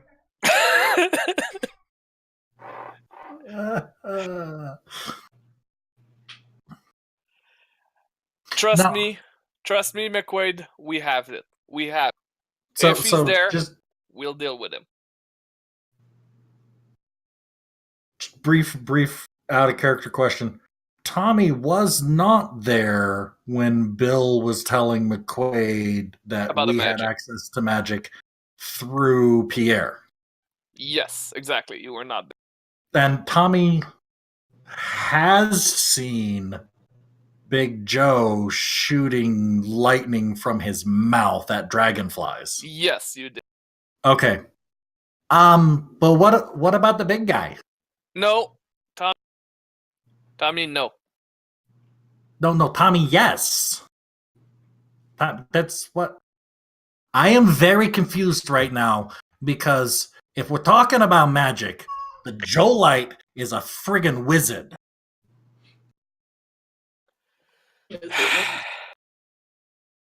Although no, I think last I checked, depending on what tribe he was from, they might be called shaman. Oh yeah, I'm not there. I'm getting strung up. Though. Well, you can probably hear it all. Okay. You're like dangling over like a giant, Yep. Macy April yes, Balloon. exactly. Yeah, shaman is the term that my father used. There you go. He's a shaman. And like a kid, like caught with his hand in the freaking cookie box, like he knows that at this point his bluff is out of the window. He's gonna say, "Oh yeah, that's right. Big Joe also has magic. I forgot." So Mr. McQuaid turns to Big Joe and he's like, Mr. Big Joe, Yes. will you be able to hold back the kaul'rae? Sure, I think I can handle that at least. And he'll have our support, and I'm gonna wave to Chuck, He Tommy, Pierre. he absolutely can hold him back. The bastard shoots lightning bolts out of his mouth like he's some sort of storm dragon or something. All right, that then. is an apt descriptor of what I do. All right, then. Let's all get loaded up. And he starts climbing up one of the ladders. Are you guys going to get on the same big barge that Big Joe is strung up on, or are you guys going to get back on the Iron Rose with Helena? Well, me, I'm gonna stick with the party unless the party wants to split. So I would like to stick with Big Joe. Well, the Iron personally. Rose has the big howitzer, so it's probably going to hang back. Anyway. I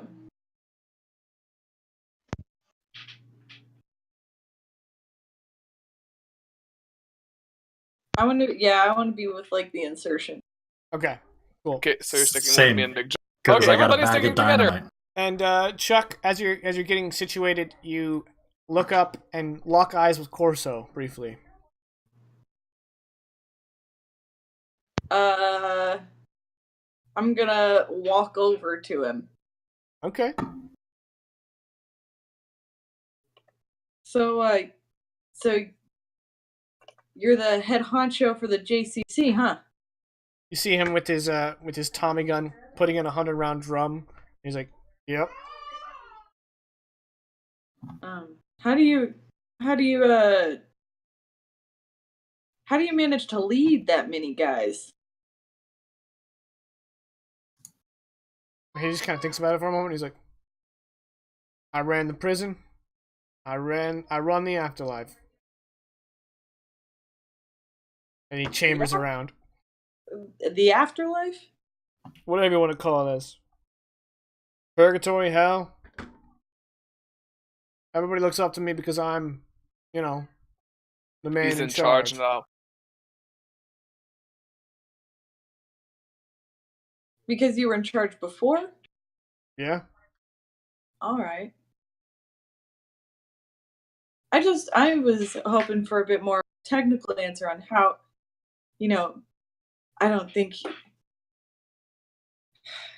I'm sure you've noticed that we're lacking leadership. You guys want to roll with us after this is all done? Well, I don't know about anyone else in this whole group, but yeah, I would rather roll with something stable with order, a proper leader instead of a chicken shit salesman. I can understand that. Well, if we all get through this, you're welcome to join the JCC. Things are about to get a lot better for us once we have Chicago. Yeah, I think things are going to get a lot better for us in general.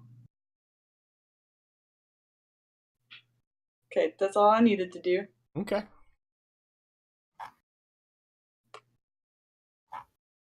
Anybody else? Joe, just before he gets strung up, would turn to Tommy, say, I might need your help to outfit this weapon here to allow me to shoot it. There seems to be a small thing you have to pull, from what I remember of Roy using this, but it is much too small for my rather fat fingers. Is there some way you can help? Yeah, I got you. The simple answer would be to simply weld a little part that holds it away, but I'm sure that Tommy will find a more crafty solution than just doing. All right, craft Actually, difficulty 1. Yeah, I was going to go with the simple solution of basically just cutting off the trigger guard and extending the trigger. I was expecting something fancier. Actually, I don't think the 1919 has a trigger guard. Is there what? I don't think it has a trigger guard. Oh, No, I thought you said it has a trigger. I went, how do Yeah. you shoot it? You just think really hard about killing, the Nazis, and then it shoots. Yeah, It's just the noise that kills people. I'll just basically expand the trigger then. Okay. That's Done a 3. and done. Do you want me to do anything else to it? Do you want it like to shoot fire or like explode after you like double trigger and throw it? Like I can do other things. No, I think that is good enough. As long as I can actually use it, it would be rather silly for me just to carry it and maybe just point it at people like, "Bah, I have this thing. Run!" You know what I mean? No, this is totally functional for you now. It just seems insensitive that they would make these things without the capability for those with larger appendages to not be able to use them. I just don't think they were meant or expecting to meet folks as large as Joe Latz or even do a TOA. Yeah, I guess that just seems very short-sighted. I'm just saying. You know them human folks; they don't live that long. Apparently, as I learned. Apparently, that. Oh, I remember. Yeah, that was a moment. And Bill had to painfully explain that. I would also, if possible, like to set up with any scraps that I could find about deck. A wrist rocket. You want to create an advantage? Sure. Yeah, just basically trying to make a slingshot so that I can lob some dynamite before we get there. Okay, you just want to make that so that that's your shoot attack? Yes. You don't need to roll. Okay. Congrats. Okay, yay, I get to shoot dynamite.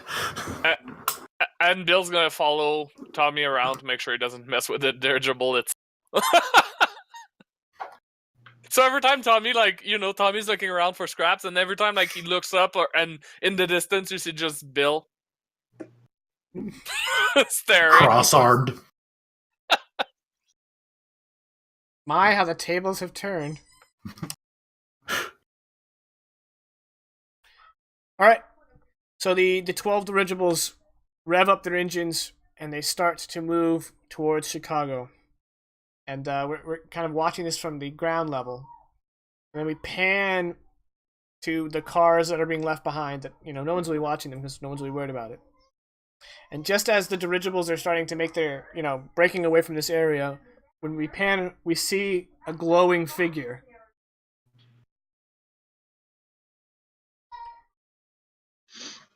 And the man whose body is like magma, like the crust of the earth, cracked and burnt, comes up and watches the dirigibles go. And he turns to one of the cars. And then we cut back to you guys on the dirigible. Completely forgotten about him. Because Tommy's never seen him, so.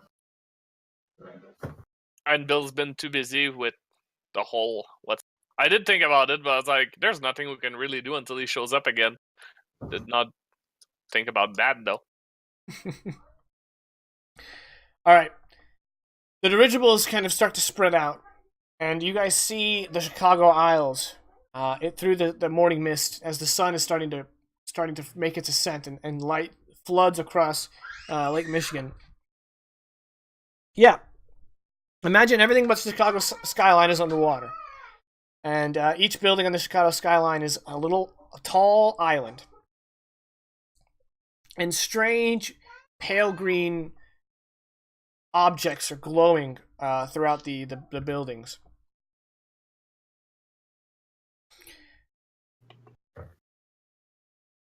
And once you guys are within range, all the dirigibles with large artillery pieces on them, including the Iron Rose, start shelling away. Boom, boom, boom, boom. They're nailing the closest buildings, aiming pretty much anywhere, just trying to hit. Some rounds go wide and splash in the water. Other rounds smash into the buildings, leaving just rubble and molten steel in their wake. And toddlers. But jet fuel can't melt steel, Bean. No. No. Bad new guy.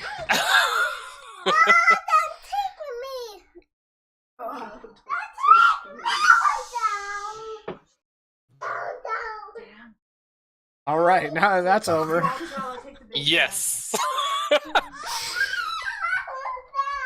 Eventually, you guys notice one of the larger skyscrapers in the middle of downtown Chicago, as it were. It no longer has its kind of rectangular shape. Mm-hmm. At the top half of its exposed portion, bubbles out like a like a big poppy bulb. And the metal has been contorted into these different shape, and it's kind of like this translucent film all around it, except for 4 kind of support beams. And one of those 4 translucent kind of films recedes below, exposing it, and out hovers this figure. He's 9 feet tall. It's hard to call him he, although he does exhibit masculine traits. He appears to be made out of bark, moss, and gravel, but he holds a relatively human shape with fingers and toes. His eyes are 2 glowing fires, and on his head are 3 antlers in a very asymmetrical kind of pattern. Oh, he pisses me off. Because he's asymmetrical? Yes. And where a coatee would be, instead, is a crow's skull, pointed downward. That's just part of him. This is a kaul'rae.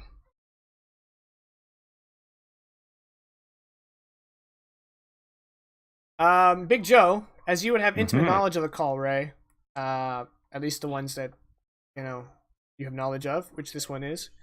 Mm-hmm. This particular kaul'rae is named Aporu'aan. Aporu'aan. Aporu'aan.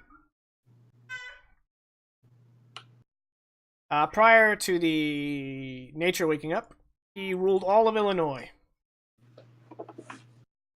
He seized it during the 1-year war. Yeah. And here he is.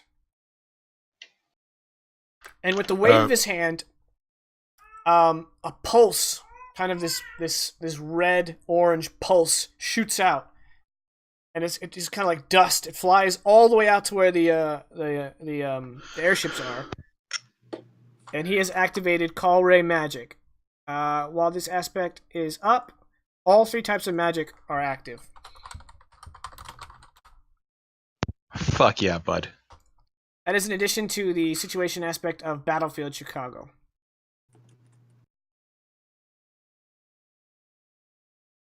Oh, I just realized I've been spelling kaul'rae wrong.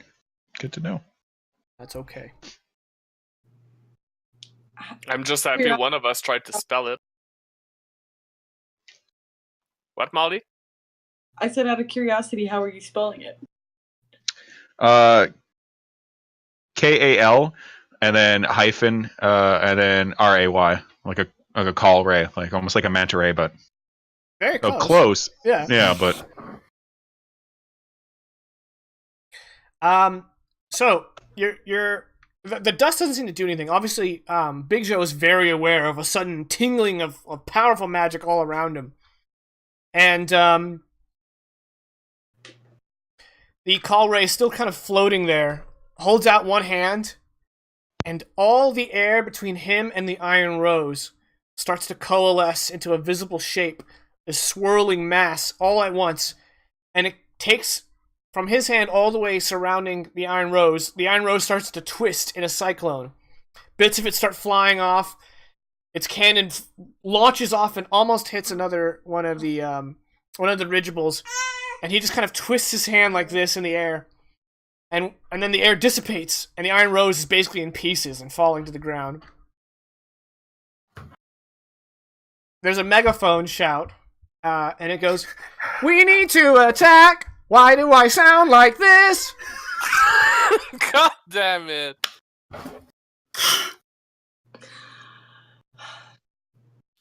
Oh, it's so good when your stuff works the way you intended it to. Well, it's rare. We gotta stop the kaul'rae for sure. It's gonna decimate the ship. So every airship that doesn't have an artillery piece kicks the engines into overdrive and starts diving towards Chicago with a straight, just kind of staring down this kaul'rae who's looking at you guys with this sheer face of arrogance that you can spot even from half a mile away. And with you guys charging towards this, we see on the tops of these buildings and on the balconies, Dutuo are coming out with their staff weapons, lining up and getting ready to fire. Everyone on your dirigibles are getting up to the edge with guns. And just as you guys are about to meet, cut to black, we go to break. Jacob, What? do the break. I have something to say after the break. Okay. So, we'll be back with another 2 hours of Die Roll Neosoma. We'll try to be back around 10 after. And, yeah, we'll see where this goes. Thanks, everybody, for tuning in, and we'll be back. That would have been helpful. We're back for real. All right. So, you guys are barreling down on the Chicago Isles. Big Joe, you are slung underneath. Yeah. You got your own personal flight suit on, aka the entire dirigible. Your mass has the attention of the kaul'rae, Aporu'aan, and he's looking at you. So we're gonna go ahead and go into initiative here. But we're not in combat per se. So everyone is going to have to do something in order to maintain everything copacetic. And if things go sideways, things go sideways. So Big Joe, the kaul'rae starts to just kind of once again kind of like coalescing wind onto you and everyone. You can defend with magic.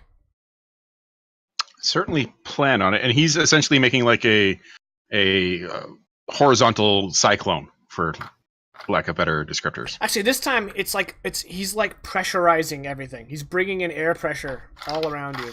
Oh, okay. That sounds uncomfortable. But I forgot. It's super important. Before we actually get to this scene, we have to revisit another scene. I was waiting for this. So when we come back from the commercial break, instead of seeing that, sorry, we go back to that night with the bonfire of betrayal. Yep. And the embers and cinders of the bonfire in the shape very similar to this kaul'rae Aporu'aan. And Big Joe and this face are alone, and they're separated from the group while everyone else is arguing. And Aporu'aan says to Big Joe, Nekfokagblon.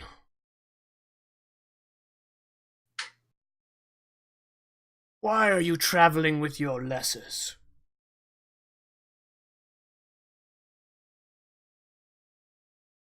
Because one of them showed me the beauty of this world. What did the others show you?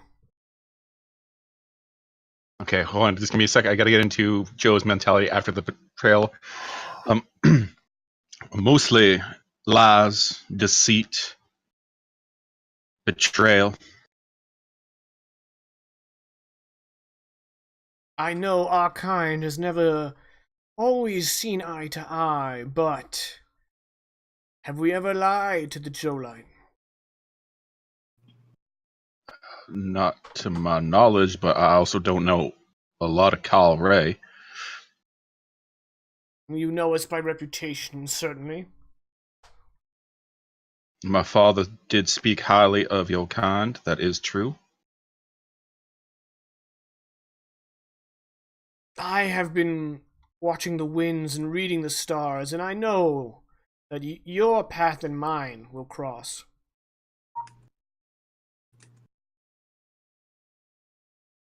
I don't know how, but I mean, I am more apt to believe a powerful entity such as yourself.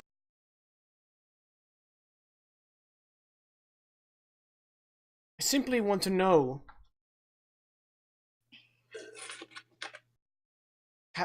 has your time with these humans... I don't know if the stream can hear that. Sorry.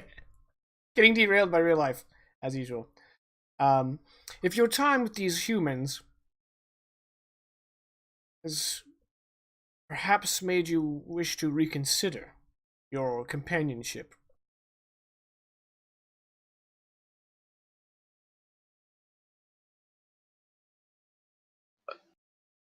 Uh, I mean, I honestly don't know. Most of them either try to kill me, lie to me, hurt me in some way, but there are some that I have met that they are good people. They are good souls trapped in an unfair world.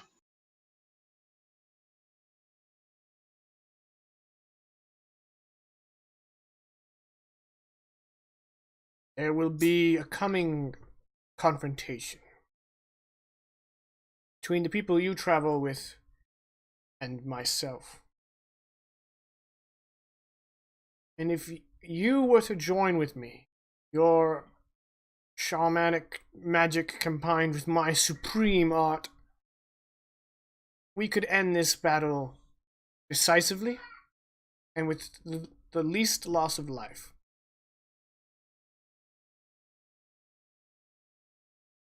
And what would become of me after that if I do decide to forsake these humans and their lies? Well, what do you want?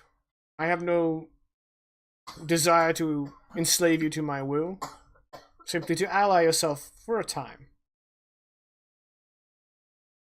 I just want to live. I just want peace for myself and perhaps those that are not like the rest of these humans.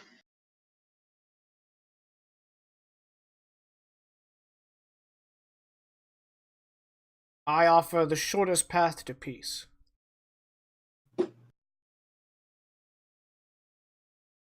Can I count on you?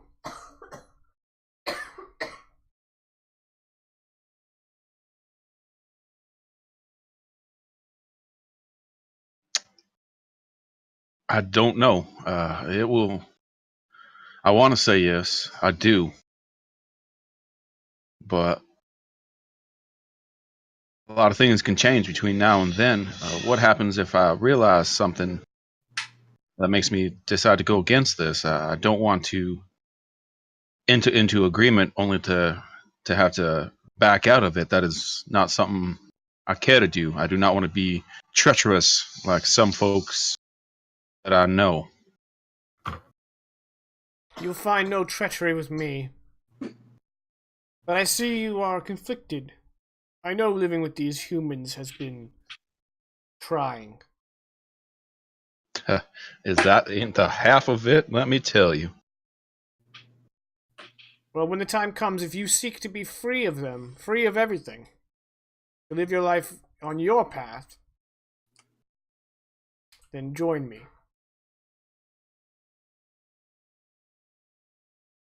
And that's where we're going to cut back to the battle.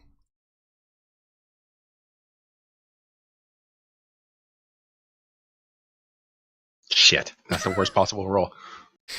Get off the damn fence! Yeah, essentially. So how high off the ground are we currently? Oof, pretty high. Okay. Maybe a couple 100 feet. Ugh. Okay. And keep in mind, there's water below you. There's water and skyscrapers beneath you.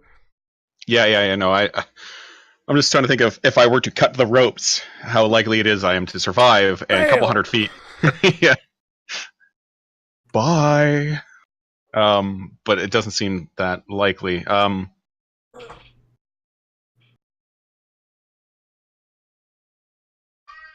So I can see like this air pressurizing around You the can feel ship. it, yeah.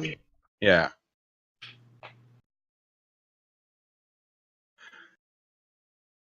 Big Joe is going to call out. Is this what you meant by living my own life? Though your actions are going to lead my.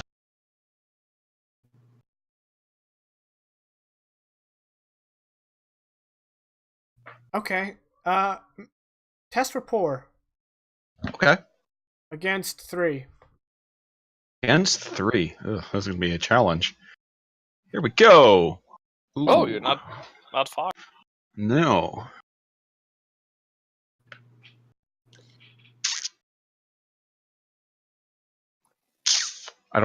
I would invoke an aspect, but I don't know what aspect would actually apply to this situation. I mean, I can always go with free thinkers are dangerous. That's kind of a catch-all. So yeah, I think I'll do that if that's allowed. That works. Sweet. And I would like to just get the +2, bring that to a 4. Alright. The kaul'rae kind of releases the magic. And that's going to be Bill. The rest of you are having a less of a chatty time because you're now flying directly at a bunch of Dutuoa who are shooting at you. How is Bill going to best help this situation? Okay,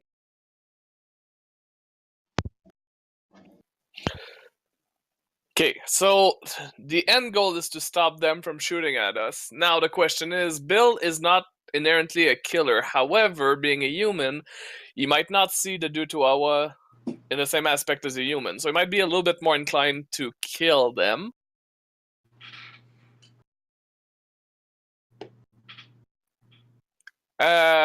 Jakin, I'm assuming that like they're on rooftops. Like there's Rooftops, balconies, windows. yeah, outside of making the whole thing crumble, there's not really any way to stop them without killing them. There would be no logical thing really. So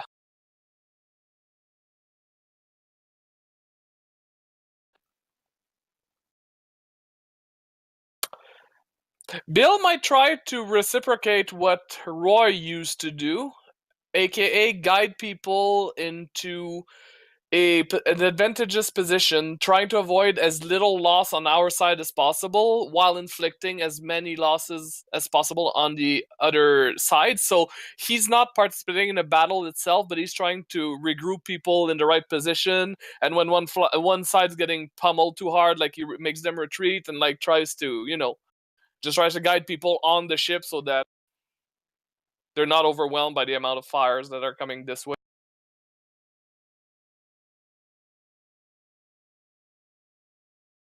Okay, test notice. Versus 3. I pass with flying colors. All I right. got a 6. You get a boost. What do you want to call it? Would it be cheesy to call it? I guess I'm in charge now. I like it. I like it. That has the Roy seal of approval. Roy's dead. I guess I'm in charge now.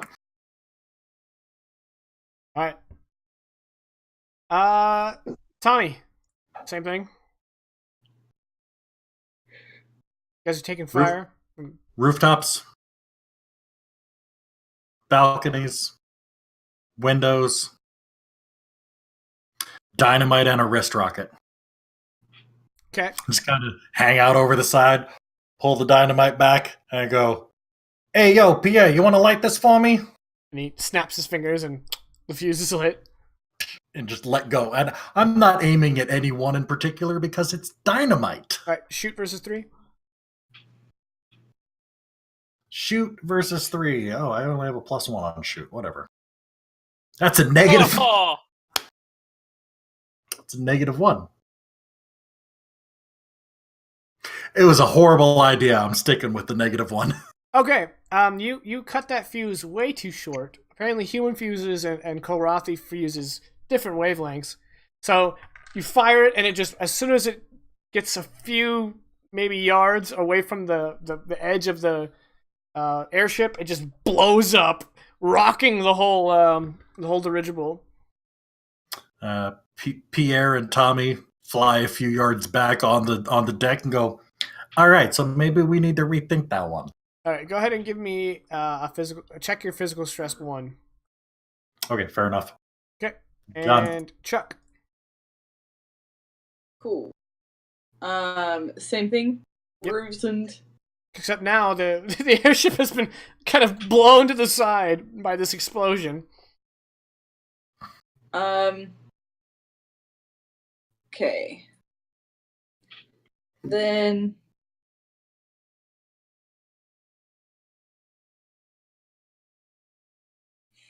Chuck's gonna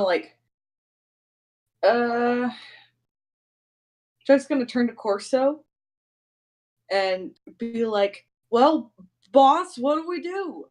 And then I'm gonna try and shoot. Okay, challenge 3. Yeah, that said, I have nothing in shoot. Shoot Corso or shoot at the Shoot at the guy, the enemies. We're Okay. not getting there. At the Dutuoa, yes. 44. All right, well that's a fail. Yep. Take a mental stress.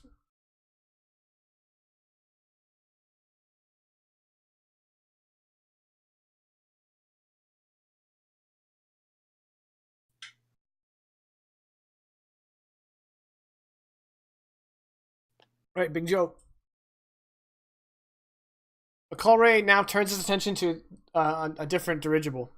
You've got him off you for now. Excellent, excellent. We still a couple hundred feet off the ground, or Yeah, what about the closest rooftop? not that far. You could probably cut free and grab a hold. Hells yeah, that is what I am doing. All right, give me an athletics chest against 3. Oh, this is not going to go well. Okay, against 3? Yeah. Okay. well, you've got tokens. Yeah, I definitely have tokens. Here we go, here we go. Ah. So Big Joe tears off his harness and just kind of lands on his feet on one of the rooftops. Okay, Big Joe, you're now surrounded by Dutuoa, who are like, oh damn, they have a Joe light. All right, Bill. Well, now that I've got people mostly like Hang on, doing. actually, now the dirigible, because of that dynamite blast, it is losing altitude and is now careening towards a skyscraper, and the pilot is frantically trying to right the ship, but it's already got a lot of forward momentum. I'm not a craft person. I have drive. So can I try to give him advice? You want I've to never lend aid? flew. Yeah, I've never flew one of these things, but I'm assuming after being in one twice and seeing Sure. how they behave. Drive against 3. Oh dear lord. I have a lot of tokens, so what did I roll? I rolled a 0 with 2 minuses within the roll. Yeah. Statistically speaking, it's not the best to re-roll, but having the using a token for +2 would still not let me pass. So, do I use 2 tokens to ensure a pass, or do I use 1 token and gamble? Gamble. I'm probably gonna end up gambling. I'm a gambler. So I'm gonna invoke, expecting the worst at any time. Of something would go awry. He's not sure if it's somebody shooting explosives at the ship, because he did not really pay attention to Tommy's amazing invention, so he's not aware that it's Tommy that did this.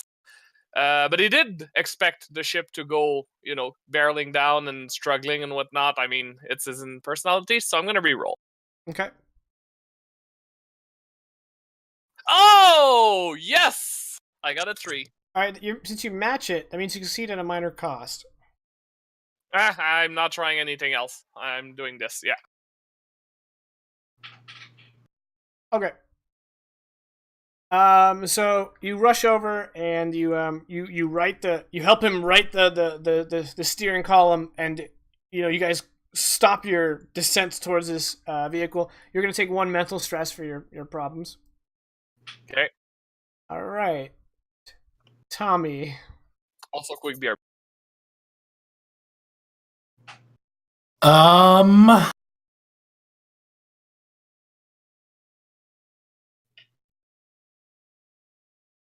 Drop. What? Can you not hear me? I just heard drop, and can you not? Okay. It's breaking up. You're breaking up with Vegas on stream? It's the only way I know how. I need an audience or I'll never let go. What about now? Can you hear me now? Yep. Okay. I changed the sensitivity so you couldn't hear me typing, and apparently I changed it too high. Got it. Okay. And that actually, you can't hear that typing. Yes, I can. Yeah, I can. You bastard. I'm sorry, I can't. Okay.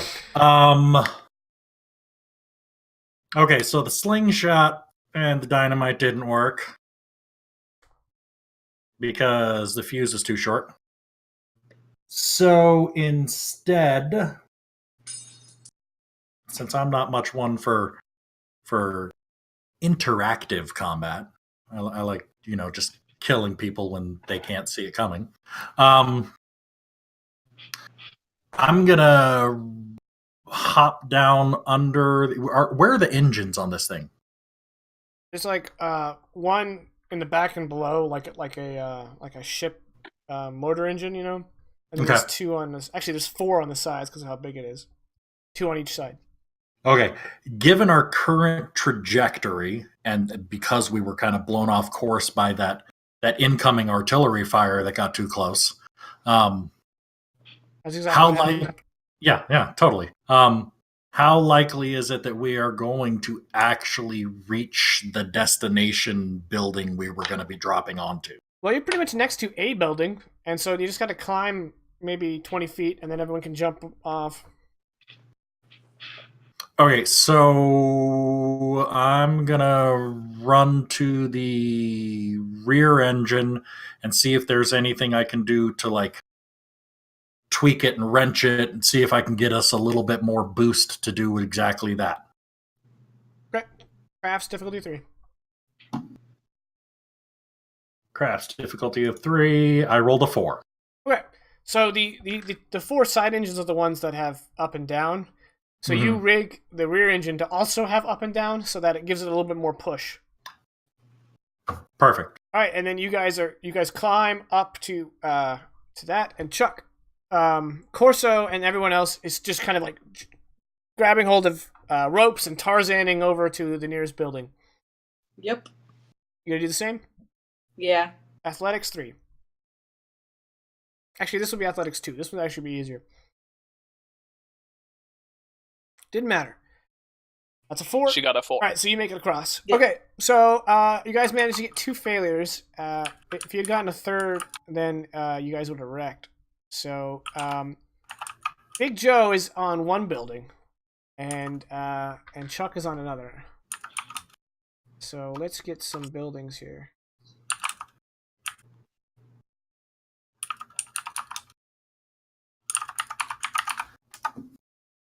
Those are some keystrokes.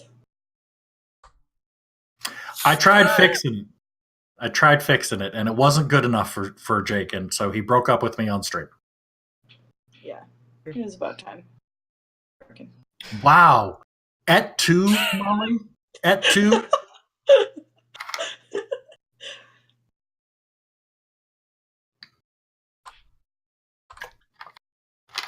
I'm guessing that little brown box is the dirigible. Yep.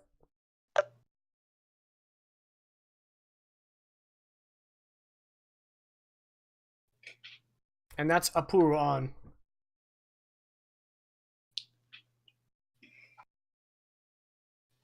All right, Big Joe. Yes. The two are all kind of aiming at you, but then like this like concussive kind of wave overcomes this whole rooftop, and this loud booming voice that is directional to just this building. You hear Aporu'aan go, "Like Vokadblan, are you with us?"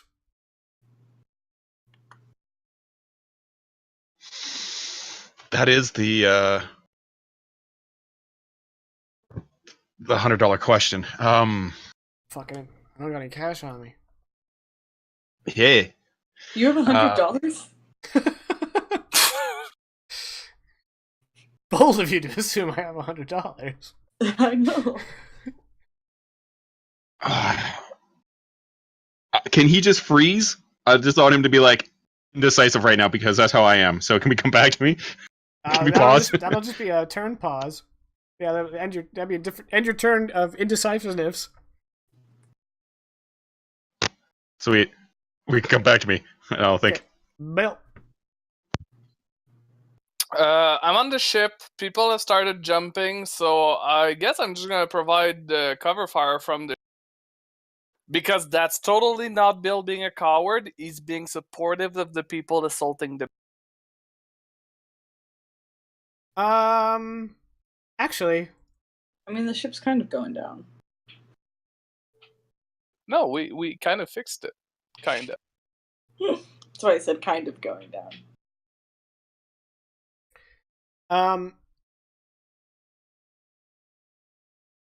All right, go ahead. I was trying to think of a compel, but I can't think of one that won't just be like righteously screwing you. So I don't want it that bad. So carry on. So you're just gonna lay down some cover fire.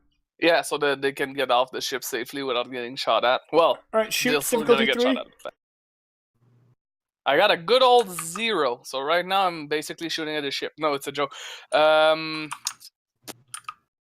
did I get? I got 2 minuses and 2 neutrals. What? Can I invoke anything? Could invoke the boost for a +2 and then use 1 token for an additional +2. Sure. Okay, we have something here.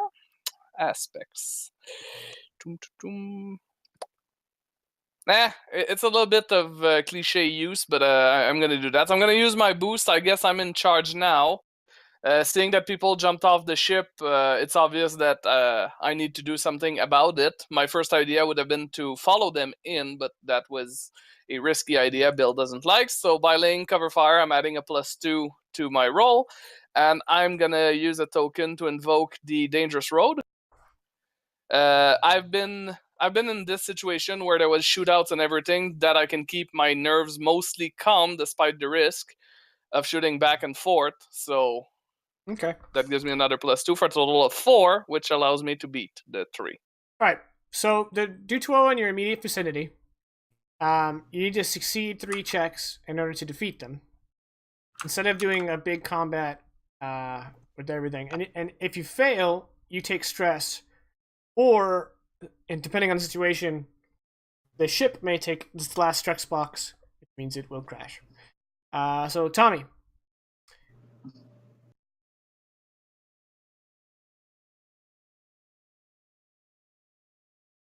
The ship has taken damage. Yes. Looks like it's not doing too well. Correct. Is there anything I can do to repair some of that? I'll make it quite hard. So you want to batten down the hatches? Yep. It's gonna be crafts against 5 to remove one of those success boxes. I'm gonna give it a shot. That's a 5 on my crafts roll. Okay, if you can take it as is, and I'll give I'll apply a penalty because it's exceeded a cost. Succeeded at a cost, yeah. Or you can spend a fate point. No, this is kind of hectic. Tommy's not used to really fixing things. He's used to breaking them. So I fixed what now? The megaphone. I did. I really did.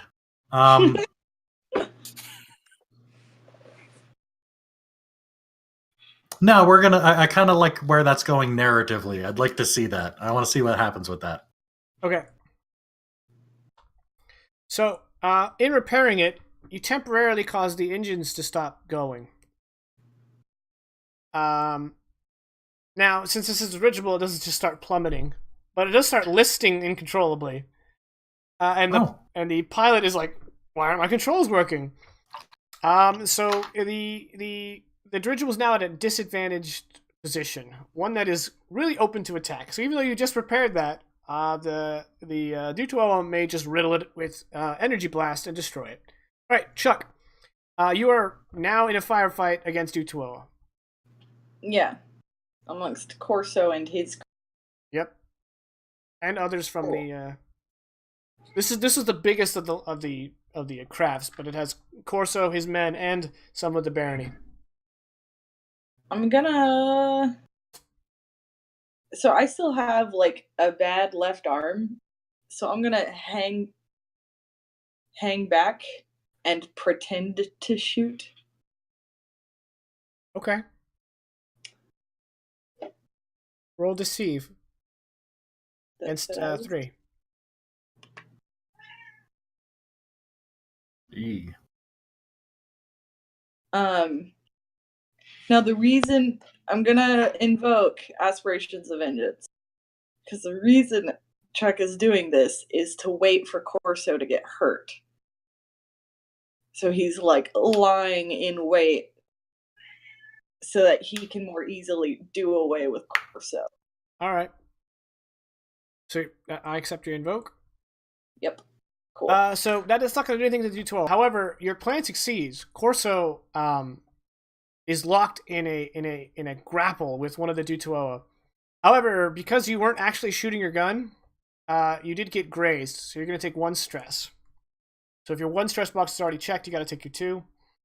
This is physical stress, but I think you just took mental before. Yeah, I took mental before. Yeah, so just check your physical. Yes, that's the one.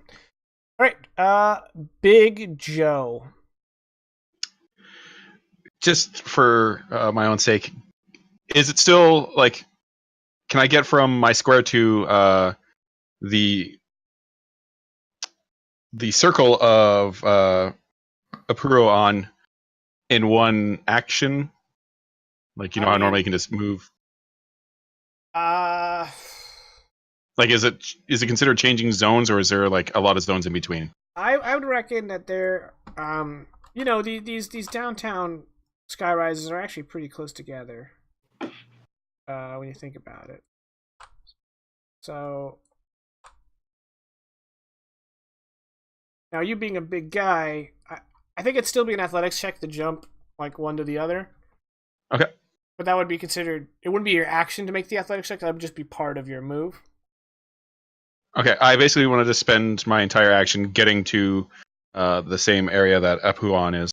All right, so give me 2 athletics checks. Okay. Challenge 3.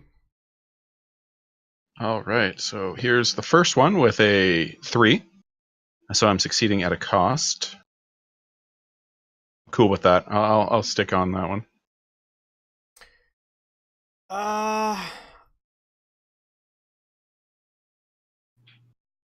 Okay. I'm gonna give Aporu'aan a boost. Okay.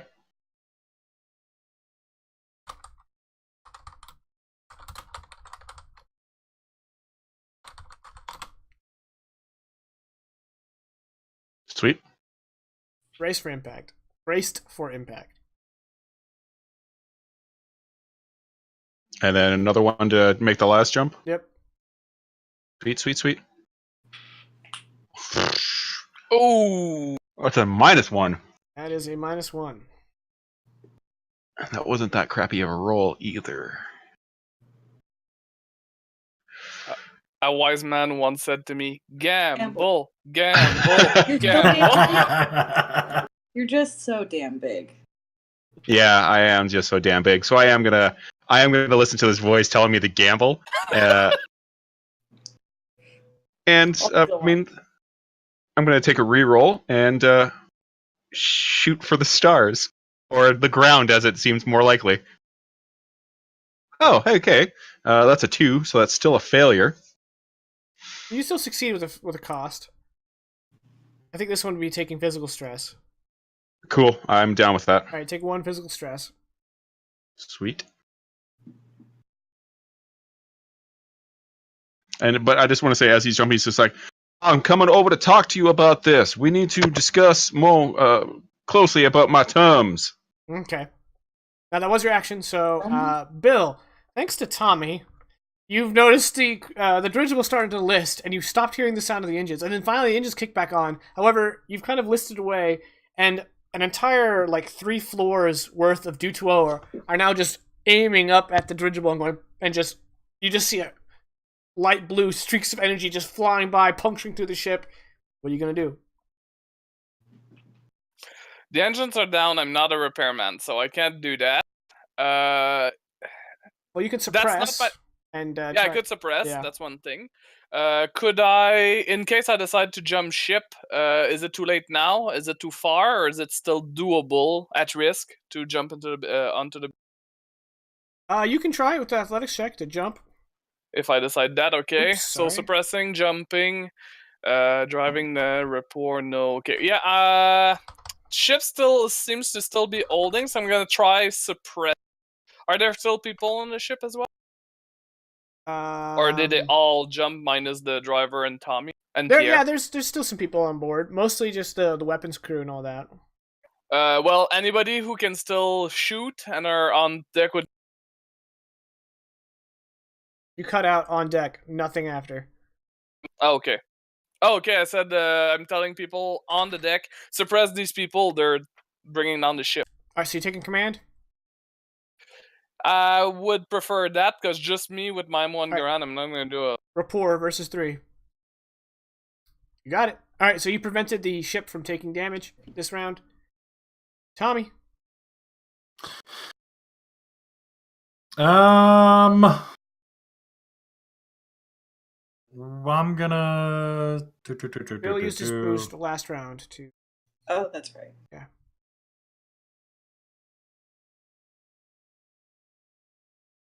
Still sounds like there's fighting going on the roof that Chuck went onto. Yeah. There's a huge firefight going on there. And we listed and went down a little bit, so I can't necessarily see directly onto it. You're still on a plane with it. You're just listed so far that the bottom floors have sight lines. We just listed horizontally. Yes. Okay. Okay. Cool. Well, I don't want Chuck getting hurt. Everybody seems to like Chuck. So the appropriate thing to do here would be to get a longer fuse on a piece of dynamite and throw it over onto the roof. All right, give me a shoot check. Versus 3.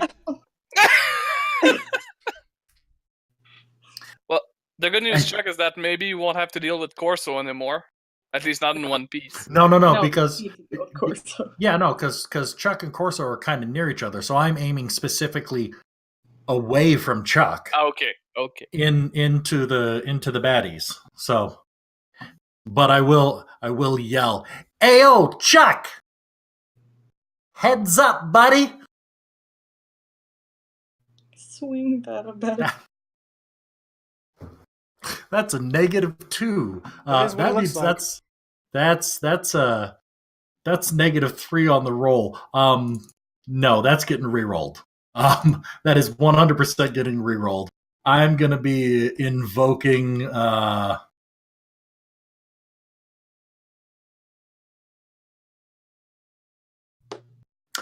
I'm gonna be invoking Squirrel because I was getting ready to throw it, getting ready to light it, and then some pigeons that got disturbed by this flew off. Just like, Is that bad hey. for you? Wouldn't that make it worse? No. Because I didn't have a good angle to get it away from Chuck. And I got distracted just long enough that when I look back, we had listed just enough to the side that I've got a better angle. I'll allow it. All right. There you go. So, yeah, we're gonna re-roll that shoot. That is now a 1. And the difficulty we said was 2? 3. 3?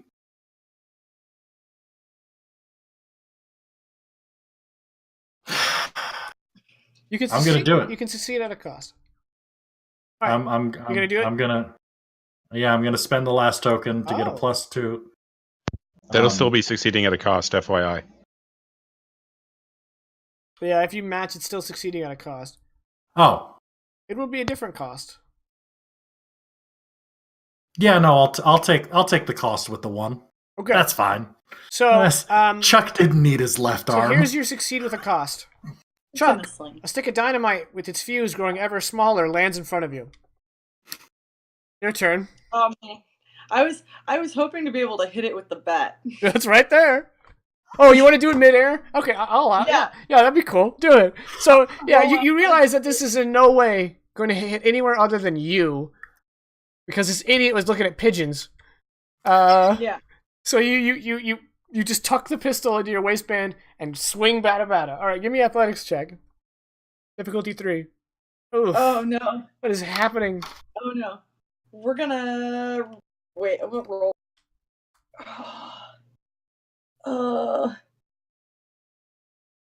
I want to roll better. Should I gamble, y'all? I've also Gamble. We're gonna invoke 44 on high.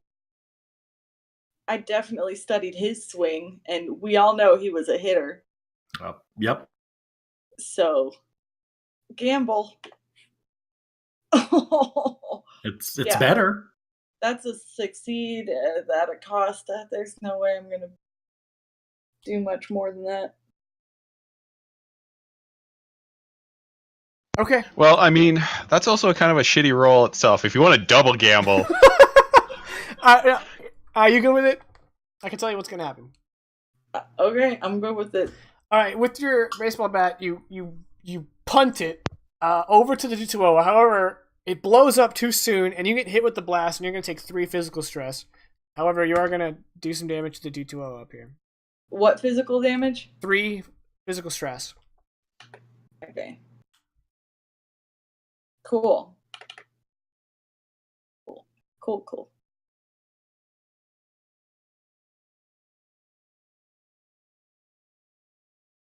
Right. I would say I'm sorry, but that was awesome. Aporu'aan is going to use one of his stunts. He's going to spend a fate point. That's one of mine. And because of all the magic in the air, the gravel in his body pushes its way to the surface. And he starts having gravel armor kind of appearing on him.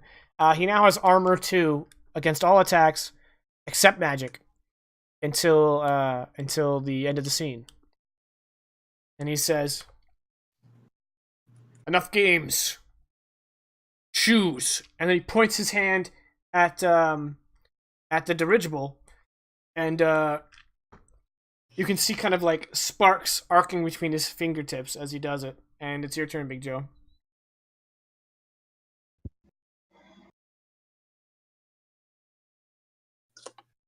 Promise me, my friend, that I want to save will be okay. Oh, that's hurtful. That was singular. He closes his fist and he says, "Done."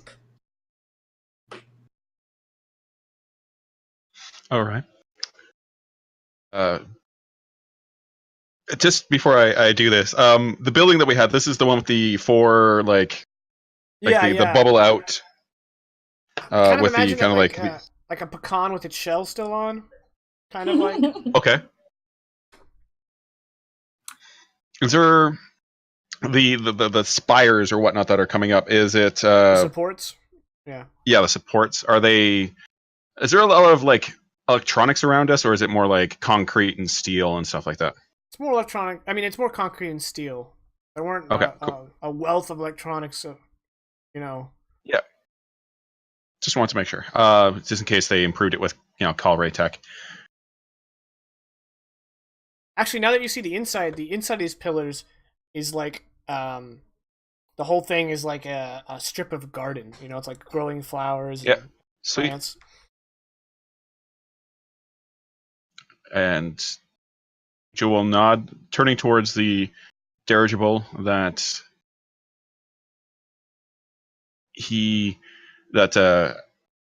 Aporu'aan pointed to, and this white energy begins to coalesce in front of his mouth as he readies to fire a lightning bolt at the dirigible. And as his energy is kind of like coalescing in front of his mouth, he goes, do you know why they call me Mekvo Cogblon? He shakes his head, kind of apprehensively. And he's just like, oh. And then he goes, boom! And instead of shooting at the dirigible, it's right at friggin' Aporu'aan. Okay. Aporu'aan with a lightning bolt. Because these thunderbolts of lightning, very, very frightening. Alright, he is going to, since you're using magic, he's going to defend with magic. Okay, so it's a magic off. Alright, bro. I'm about to get wrecked by this guy, but okay. With a 2 on my magic. Okay, well, Aporu'aan has a +6 magic. Okay, so maybe he can roll -4. My lowest roll is to tie that. Yep. Alright. So you turn to him and you unleash your lightning breath, and he opens his mouth and sucks it all in. Ew. That's hot. I was not expecting that. I think I have mischosen. And Bill.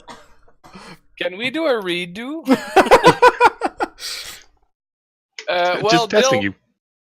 Bill is currently focused on A, keeping the ship afloat, and B, trying to help this encounter to go there.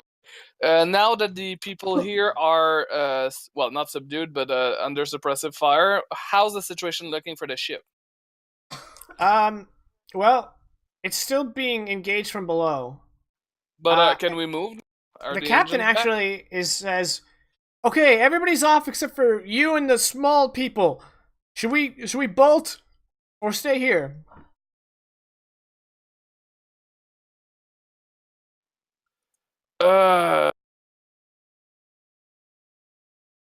We don't want to lose the ship. It's our escape route, so it needs to get away. The captain's right. Tommy, Pierre, we need to get off this ship. And Bill's gonna reluctantly, but trying to look brave, grab one of the rope and jump across into the building. Alright, athletics 2. Does that count for my action, or can I shoot on the way after? I rolled a 2. That's going to be an action. So you're going to succeed at a cost. So you'll take 1 physical stress from the landing. Ow. But it's fine. Okay. Okay. Tommy, before you decide on your action, Pierre draws his makeshift rapier and he goes, kaul'rae! And instead of jumping onto the roof, he swan dives through one of the second floor down window, and you immediately just see all these energy blasts, and you just sort of, aha, aha, hee! And I'm going to compel you. I'm going to compel your following Pierre's shadow. Pedro, Pete, definitely Pete. The compel is to dive in after him. Well, I mean, I can't very well let him go down there and A, hog all the glory, and B, not be able to get the hell out when he's done. So, I don't really got a choice. Friggin' bombs away. Alright, take that fate token and roll me athletics challenge 3. Because this isn't going straight across, this is going down. That wasn't. Tommy doesn't have athletics. Interesting. So yeah, we're gonna roll that. That's a 0.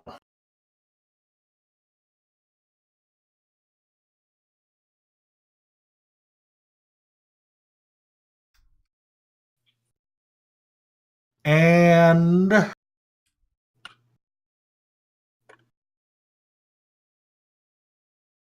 crap. Challenge is 3. Shouldn't have taken the compel. I'm gonna be out of fate tokens and not where I want to be. Okay, so I'm gonna spend 1 Or you can to just take the L. and fall hundreds of feet to my doom. Yeah, you know. No Um, biggie. No. So You we're could gonna, hit the water. Yeah, because that's Much better than concrete. So where I'm gonna double invoke here. Oh my god. Alright. I'm just dropping both of them out here now. Double invoke. The first one is Hero for Hire, because Tommy has watched action movies before. Even though action movies weren't huge in the era, there were still stunts were becoming a thing, and jumping through windows of buildings was a thing. So he's totally going to play the action hero here. And but then there's the inner voice going, yeah, but you never saw that in any of the gangster movies. That was always people getting thrown through windows to the outside, and that never ended very well. He has an entire internal I imagine argument we had with the himself. slow motion of you doing like a dive. and then I bet you're wondering how I got here. Internal voices arguing with him, telling him he can't do it, and finally his main internal voice says, hey, forget about it, I got this. So I'm invoking forget about it. Forget about it. So I'm doing double +2 to get a 4 on that. Alright, what do you think, fellow players? Do you think he should get away with that? Yeah, I mean, if he had time to have an internal monologue between his multiple voices, I'm down. Alright. I mean, I just expected him to use the one and then take the physical strain of diving through glass, but... Oh no, I was gonna have him go... Squeeze! yeah, that was my plan. I'm kind of disappointed, but okay, you make it through. Alright, Done. Okay, actually, before we end Tommy, as you tumble through, the immediate area has been cleared because Pierre just makes short work of these dudes. You look behind you, but now that you're two levels below the dirigible, you see the waterfront cliffs. Okay. And you see this car billowing smoke out of its cabin. Just drives straight into the water.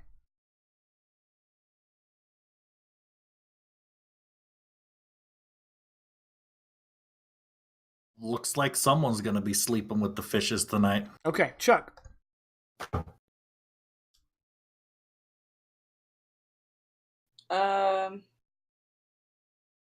Cool. How do things look on the rooftop?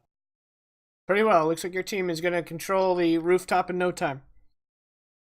Yeah.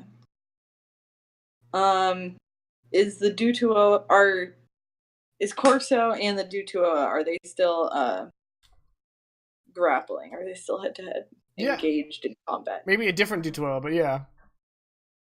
He's kind of like the biggest threat on this rooftop, so the Dutuo are just swarming him. Yeah, cool. So for this scene, I'm gonna use the bat as a weapon and try and knock the Dutuoa he's most directly engaged with right now. And let's hope athletics will work for fight. Oh no.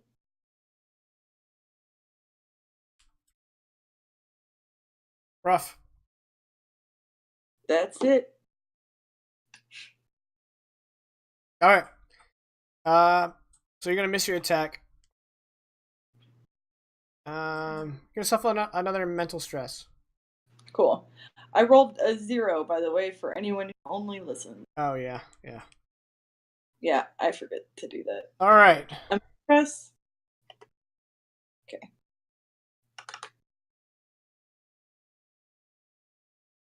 So Aporu'aan, his eyes were burning fires, but after sucking in all the electricity, now they're crackling lightning. And he just looks at Big Joe and goes, "Idiot." And then I'm getting that. Yeah, with one hand, he kind of like winds it back and then throws it, knocks something over, throws it forward, and a stream of butterflies launches out, going high speed. And when they brush past you, their wings are like razors. And he's attacking you with magic.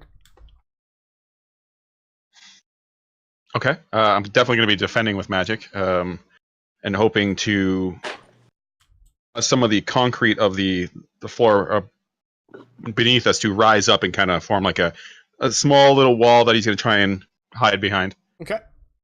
I rolled a 4.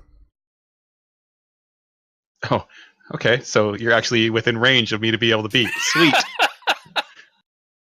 And I rolled a 5. All right, so you pull up the floor, and the butterflies just slam into it in part, and you withstand the attack, and it's your turn. So with this floor now kind of pulled up, Big Joe then kind of brings his hands close to his chest and pushes them into the wall, and it kind of shoots like a cascade of like machine gun fire, but of little rocks towards this man made out of rock, which isn't probably going to do much, but Big Joe's working with what he's got. Hey, Big Joe the Airbender, I dig it. I mean, this is earthbending, but No, that's what I meant. yeah, The Earthbend. All right, you got a 4. so I got a 4. I got an 8. Yeah, and much to Big Joe's surprise, like, yeah, that Right, makes so sense. as That guy you're- met at gravel. As you're throwing rocks at him, he just kind of opens his hands like this, and all the rocks just sink into him and kind of get added to his armor. Well, I am definitely reconsidering my actions up until late. All right, Bill. I'm on the thing. The dirigible most likely pulling away at this point. We don't know. I don't care. I'm gonna just take pot Yes, shots. the dirigible's at pulling away. yeah, I'm just gonna shoot people out here. All right, Just challenge 3. Trying to shoot. Crap. Well, I can't hurt myself with this, but I could get Actually, grazed. it is a gunfight, so I don't have a whole lot of physical. I kind of don't want that. But there's still one more building. But that's a future me problem, right? Future me problem. I'm gonna. You know what? Let's clear this building. I'm gonna invoke Battlefield Chicago. It's a goddamn battlefield.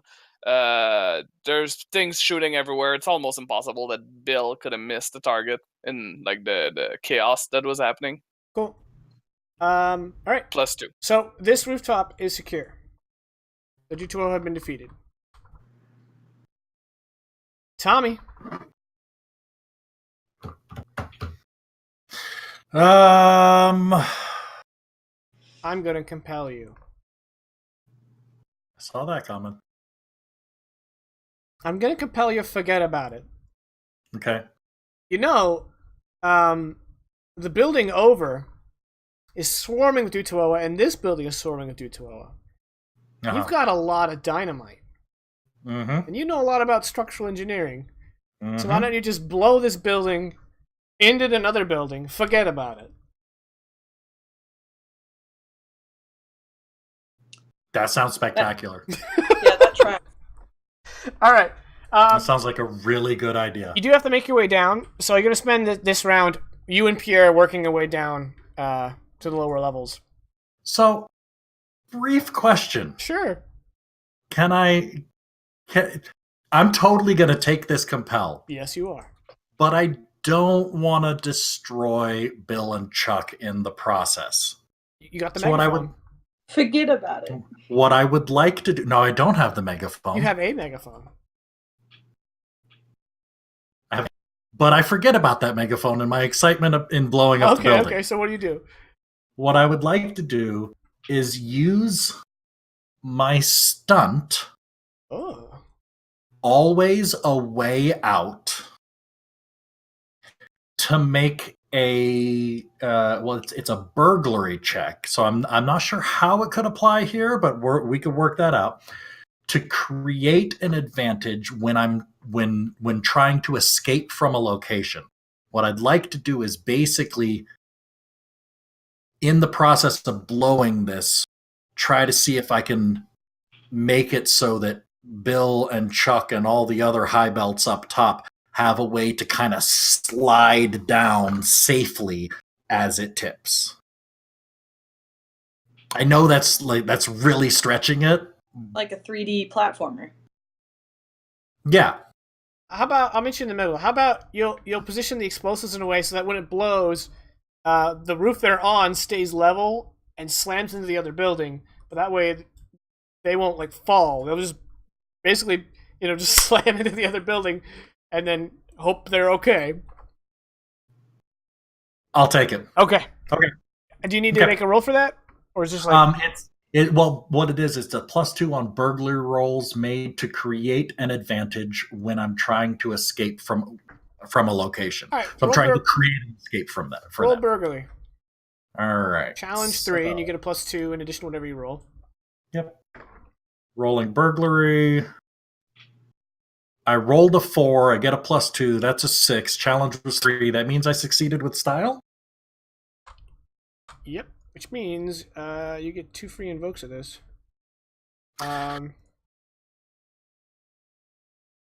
Oh, what'd be a good name for this, guys? Okay. I'm drawing a blank.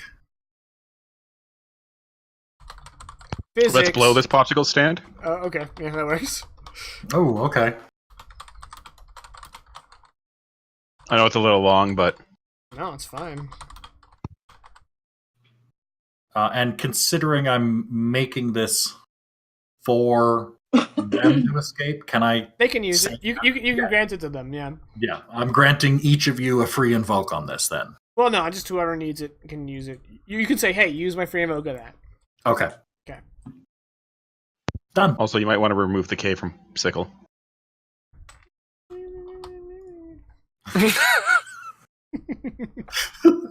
I think it just gives it a different tone, like you're using like a bladed weapon. The whole time I'm like, But that it doesn't makes- look right. That doesn't seem right. It's like popping noises. Yep. All right. Chuck.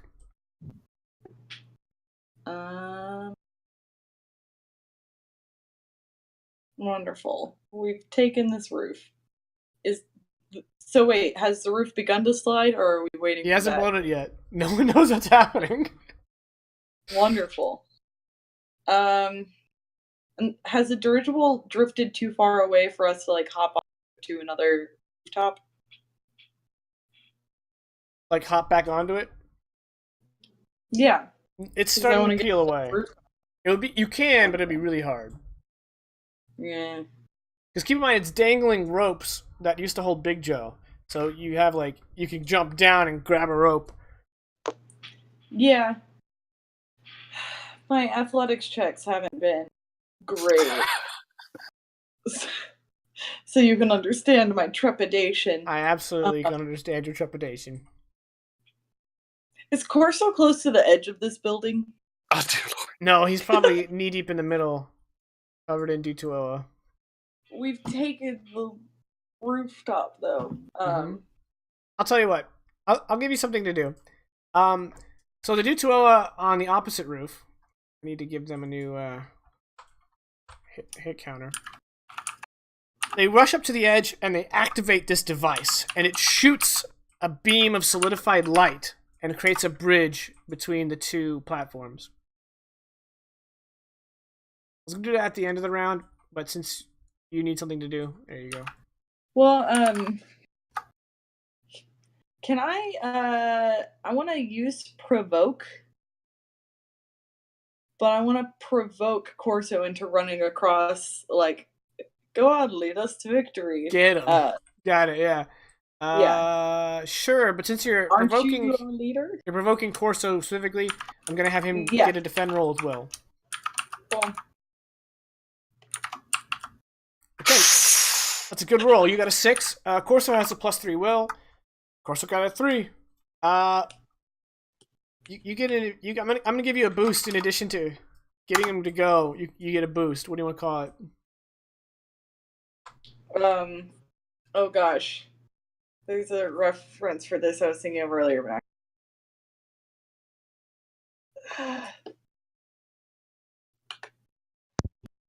I was gonna make a Lion King joke, but now I can't remember the joke I was gonna make. So, I don't Long know live the anyone, king. Long live the king. or even just be prepared. Be prepared. We're gonna get removed from YouTube if we keep that up. Well, if we're going with a Oh, Mario Kart reference, you could say over the rainbow. Over the rainbow. Yeah, but that sounds fun. I know. I'm not using my boost for getting over to the other building. Yeah. How about Why won't boost? you die? Boost, go get 'em, boss. Huh? That sounds fair. I'm like the hyena right now, but I will be the Scar eventually. all I'm seeing and hearing in my head now is be prepared for sensational news. All right. At the end of the round,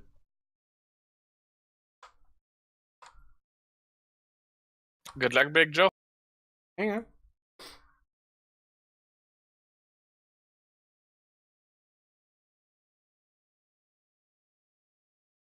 I need more colors. I need more light. No one knows that reference but me, and that's okay. Comments if you got that. I love you. But you didn't, because you didn't. I'll do dark red. Alright. So, the Charred Man starts climbing up this building, rising from the water. Aporu'aan's turn.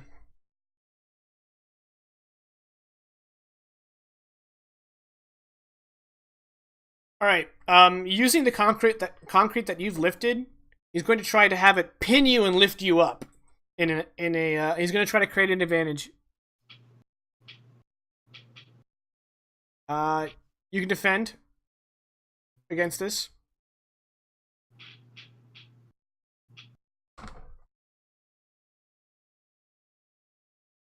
Okay. So he's basically trying to pick me up with the concrete and pin me? Will hold you up in the air, basically. Yeah. So like the concrete's wrapping around my arms. Okay. I definitely am going to defend with magic. I'm just trying to think narratively how this will work.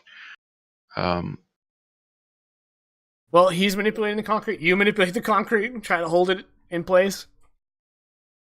Yeah. So I'm thinking that seeing what just transpired, Big Joe is going to try and use like him throwing the concrete on him to try and create his own concrete body armor. Use it in your favor. Okay. Yeah. I like it. Alright, he gets a +6. I got a 6. All right. Okay. I get a +3, and I got a 4. Hey, it's not that bad. So if I If I invoke the +2, that'll be he will succeed No, with he'll a just get a boost. No, wait, boost. Yeah, this is a great advantage. You're right. At this point, the advantage is getting made, but since he's winning, he'll get a free invoke on it. If you tie him, he creates the advantage, but you get the doesn't free get a invoke free. on it. Oh, I get the free invoke. Yeah, basically you turn it into your own armor. Let's do it. Let's. Do it. I guess I'll just go back to free things is dangerous because that's a kind of a catch-all. Why don't you do the shock to the system? Isn't that your one for Oh. magic? Yeah, I mean that is. I could also do. I'm gonna invoke kaul'rae magic. Actually, Yeah, you're turning it against him. That works perfectly. All right, so let's go ahead and make a new aspect here. I'm gonna move my aspects over. Scoot. I'm gonna copy this one because it's short, and we're just gonna call it concrete armor. One free invoke. That is going to be in the color of Big Joe. And it's your turn, Big Joe. now kind of looking like the Thing. He's just like, well, seems you tables have turned. Oh no, he got smug. Never get smug. But he is going to then. Well, he's going to invoke some of the anger kind of now swelling in him because was hoping that this guy would go down relatively easy, but he's going to try and shoot a blast of flame towards him. Okay. Seeing as electricity doesn't work, stone doesn't work. I'm going through the elements. So with some magic, I have a 3. Hey. He's going to defend with magic. I got a 9. Cool. All right. So with a like just kind of a motion with a twitch of his finger like that, he diverts the fire 90 degrees to just go out the window. And Bill. Seeing the bridge open between the two buildings, Bill's gonna get like to this edge essentially and just start shooting and do 201 to the other. Okay. Shoot 3. Oh, come on, game! I can't do anything about it aside from using.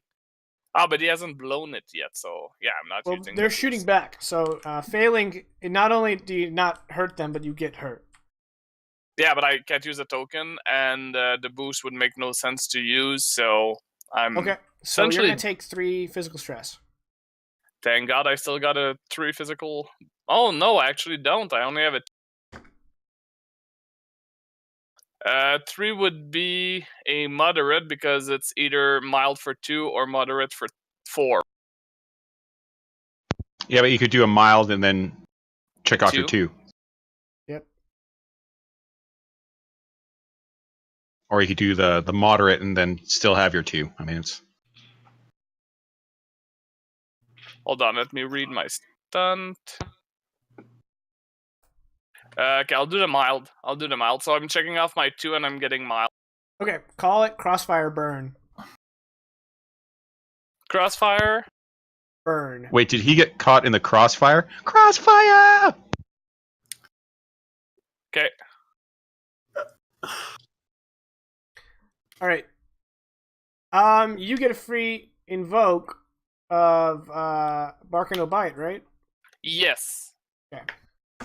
So, Tommy, your turn. Alright. You want to make a craft roll to rig up your boom booms? Bigger, bangier boom booms. Okay. Difficulty 3. Oh, how about a 6? Yeah, Alright. that's like asking me to provoke somebody. I'm gonna add another free invocation of let's blow this popsicle stand. Are you gonna try to get to? You gave yourself time to get to the roof?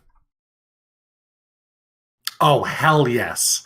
Oh, that's even more awesome. Okay. I'll get it rigged up, set a super long fuse, and be like, "Hey, yo, Pete, let's go. Back up." Wee-wee. Because you just went so well All right. before. It's gonna take you another turn to get to the roof. So Chuck. That's fine. Cool. I'm on the bridge, or I'm making my way across the bridge with Corso. Okay. So moving to the bridge is a free move because it's a new zone. Yeah. And then I want to continue to provoke him while pretending to fight. Okay. Like, He's gonna defend with will. oh, Oof. Oof, that's a 0. I got a 7. Oh, that So your provoke is just gonna fail. Yeah, it's an attack. So yeah. he starts acting a little bit more conservatively, waiting for his guys to move up and assess. Aporu'aan's turn. So Aporu'aan, after just deflecting that fire, looks his eyes locked with Big Joe, and he says, "That concrete you're wearing, it's imbued with my magic." And then he just does this. He's gonna try to throw you off the building. Oh, I thought he was going to desert coffin me. Oh, okay. Ow.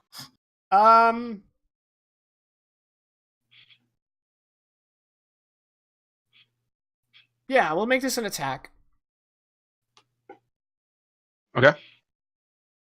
And basically, Okay. since it's an attack, you're not gonna go flying out the window, but it's not gonna be good for you if he succeeds either way. Yeah, basically the concrete's going directions that my body doesn't go, so Yeah, so I it get just it. kind of rips away from you and you stumble. Yeah.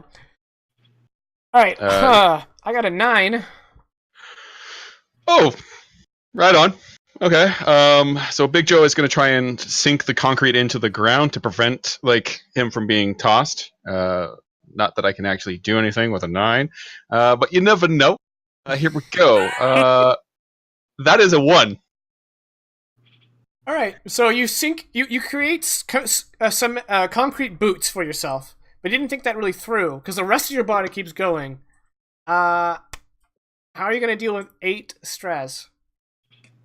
That is the question of the day. yeah.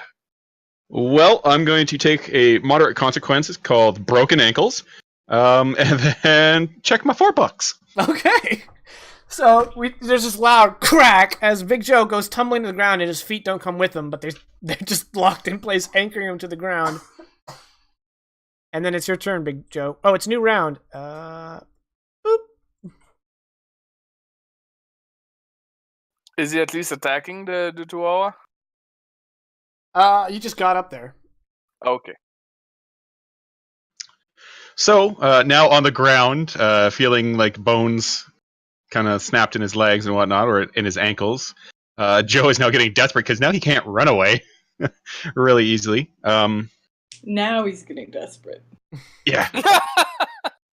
He had it into the bag up until this point.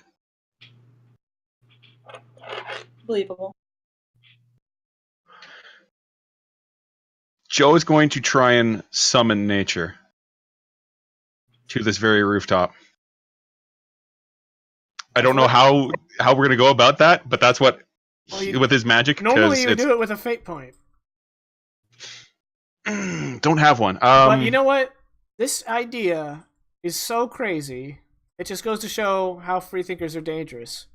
So I'm going to give you a retro compel on that idea, and then you're going to spend that fate token to do it. Sounds good. All right, you can still make an attack, and you're compelling nature. And you get to add +2 or do a reroll per your choice, and then nature is going to get involved. Okay. Then yeah, he's going to compel nature by, instead of shooting lightning out of his mouth, he's going to try and have like a bolt of lightning come down from some random cloud, assuming there are clouds in the sky. Okay. So I guess, would this be still a magic? Because I'm still using magic to summon said lightning. But I'm going to have him defend with something different. Sounds good. With a 2. Okay, well, I was going to have him defend with notice, which is not a 6, but it is a 5. So you got a 2, and I got a 4. So the lightning... Oh, wait. I got a 2, you got a 4, and you're compelling nature's scorn. You want to? Yeah, the most I could do is re-roll, which I think I might do. Okay. Haha, with a 3. And I believe you have a boost for concrete armor. Would the I don't think that would really apply here because it's like concrete. Really, armor really wouldn't help me lightning bolt someone as much as I want to use it. Well, since I want you to use it, how about since the concrete armor is kind of like going out the window, the Okay. dust of it is obscuring the sight. Since he's using notice to defend, is obscuring this lightning bolt coming in, so he's not able to. Sounds see it as good. well. I'm down. I just You're gonna couldn't get think that of a free way compel, to. and then I'm gonna get rid of it because he basically ripped it off of you. So that brings you up to a 5. So you're gonna do 1 stress to him as the lightning bolt strikes him in the chest. Well, that's it, folks. We win.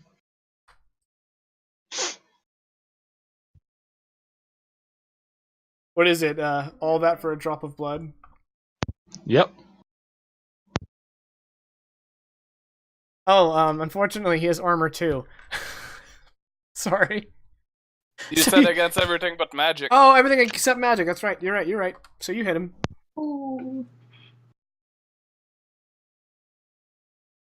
And as Big Joe's kind of like laying there, he goes, "This well, that is from." Take that. All right, Bill. So Bill. Yes. You look across the way because you see a commotion, and you see the charred man just walking across the rooftop here with his PPSH, just gunning down Dutuola. One of them runs at him and stabs him with the blade, like bayonet, right into his chest. He just looks, rips it out, stabs the guy right through the neck, and then just keeps walking.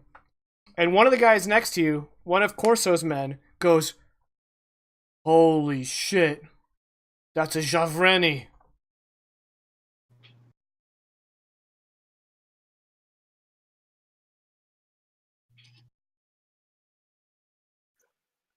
Shouldn't it be Okay. pew shirt? So I'm gonna add to that, Jakin, that the reason why I saw this guy is because I got shot. So I had tunnel vision on what was ahead of me. I got shot. I looked at my wound, and then I look up and I see this guy, which of course my sarcastic mind goes and say, "Oh, why the hell not? You know, like why wouldn't he be here? You know." As I see him destroy a bunch of Dutuao, I'm like, okay, he's not a worry then. And then the guy next to me says it's that type of guy. I'm like, what is he on about? Why does he know about this? And my mind's just overwhelmed. And as I'm looking, because I'm trying to figure out, okay, can we get out of here? Is there a way to get away from here? I look over and I see Big Joe on the ground with his feet still pointing up, which is absolutely disgusting to see Yeah, from a his distance. ankles are at a 90-degree angle. And Bill just kind of lose it. He's gonna try to save. He doesn't know. He at this point he's just gonna take an action. It's a wild action. It's like a roll of the dice. He's gonna shoot Mister. That's annoying. Big Joe. Are you gonna shoot up Aporu'aan? Yep. And Okay. he's not looking at me, so I'm hoping I'm gonna take him by surprise. He's not gonna get expected to get shot behind the head, assuming my rolls.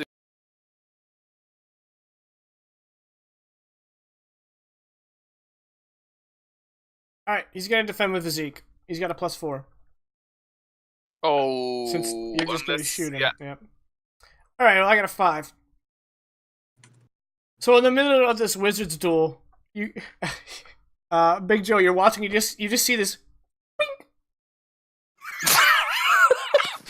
And Aporu'aan doesn't even notice.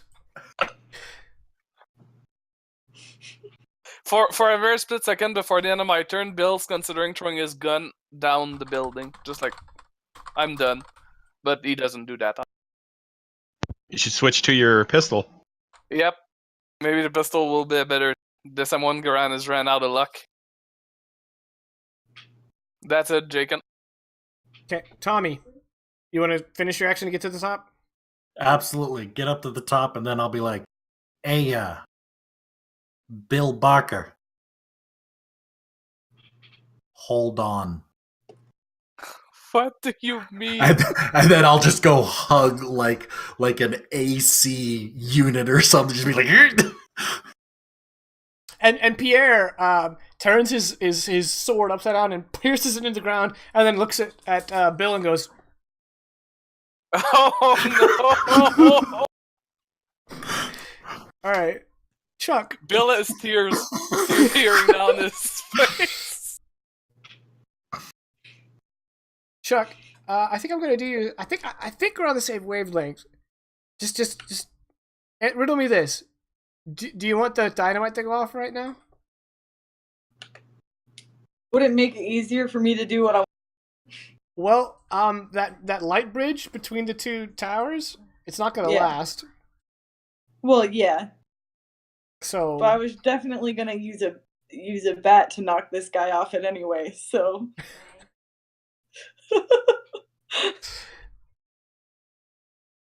I think So, I think it works narratively. Yeah, dynamite I goes think off. the dynamite So the goes off. dynamite, here, on the north-facing side of this building goes boom, and the building starts caving, and as it does, the light bridge starts to flutter. So everyone starts running, including you and Corso. You're going to be able to make it to the other side, but you can use your action to just kind of swipe Corso's leg. I want to. sweep the leg. No, I want to pretend to save him. Sorry, what? I want to pretend to save him, a la Scar and Mufasa, and Okay. then drop them. Okay, you're gonna What can I need do? to deceive. Yes. Okay. Opposed by his notice. Oh no, my Opposed deceive's by- not great. Actually, but- no, it would be opposed by his empathy, and this psychopath has 0. Oh, But you got tokens at least. You broke my I do. heart. unlike you poor asshole. We tied. -1 to -1. And Cool. you've also got a free invoke. Aspirations of vengeance. Hey, wait, no, wait. I have to go get him, boss. Yeah, you have to go get him, boss. Oh, you know do what? this. That's what you're gonna say to him right before you. Yeah. Okay, so how do you do Exactly. this? How do you do this? So I like kind of football nudge him to get to the other side before the bridge gives out, and turn around and grab his arm. He like falls against the side of the building, and then I'll be like, go get him, boss, and just let go. And he's got this enraged look as he just falls. And the building slides together. his Tommy gun is beside you. You know, it fell to the roof before. Yeah. All right, and that's it. Corso's dead. Yes. Long live the Corso. No. No. You're welcome, Vegas. Thank you. I'm out here. Long live the Chuck. long live 44. Oh, Chuck Huge ass. could totally take over the JCC now. Yeah. Who runs Bartertown? You run Bartertown. No, it's what is his stupid name? When she has to give it up, when Tina Turner has to surrender it to the guy, Master Blaster. Master Blaster runs Master Bartertown. Yeah. All right. So that action is going to check 2 boxes of the D2O as strength. So one more hit and they're done. And Chuck made it over because Chuck was on the bridge. But Tommy and Bill, need checks for you not to go careening off the side or tumbling into the debris. Okay.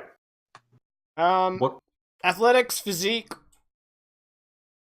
Either of those would work, or anything else you can justify. Oh, okay. Bill Barker nailed it. Difficult 3. I don't know why I held up 4.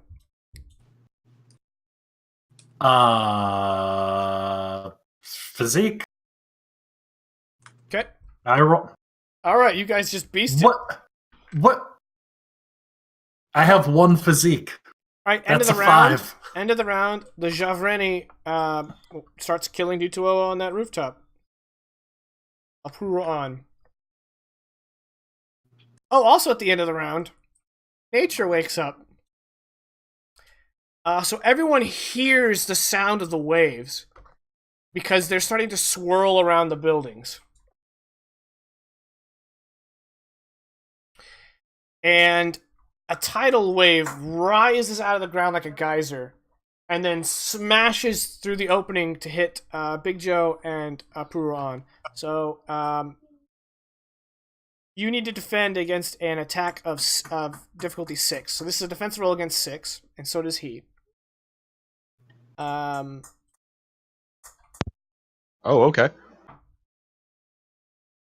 Defense of 6 or against 6. Because this is nature scorn, this is nature, so you can defend with magic, and that's what Aporu'aan is going to do. Is seeing this huge geyser of water and then smashing into him, he just like raises his hands up.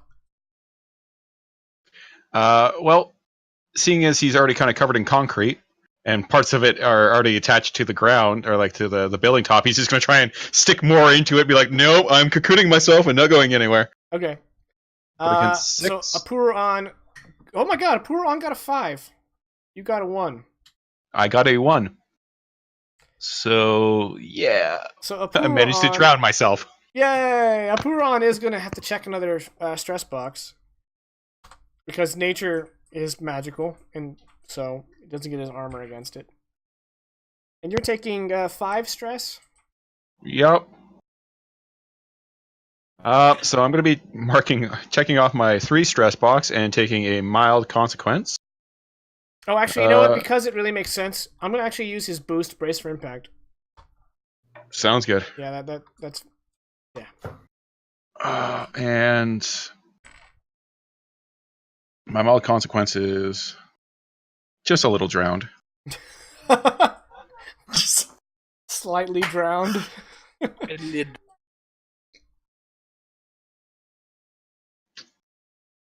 But that's that's how I'm taking that.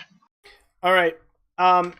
As the mist kind of clears and the ground around you is all wet, you guys see this shape with arms and head of water just kind of looming over you. And Aporu'aan is looking at it, and you've seen an expression in his face that you've never seen on a kaul'rae before.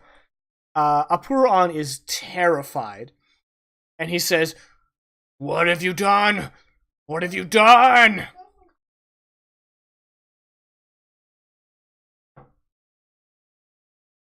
Just a little going away present.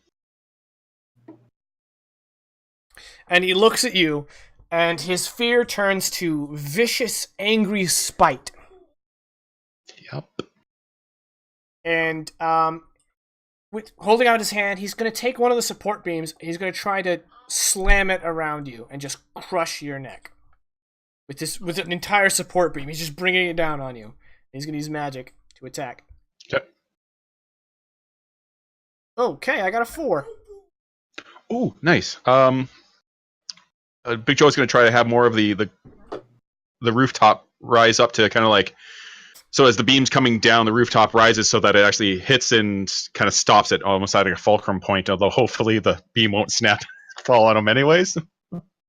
But yeah, using what little magic he can with a 3, that is still a failure, so super dope. So he's beating you by 1. Yep. However, he's mad at you. Yeah, I kind of figured as much. You mad, bro? He mad, bro. He is going to compel one of his aspects, and that aspect is Master of Magic. And he is going to go ahead and he is going to re-roll that.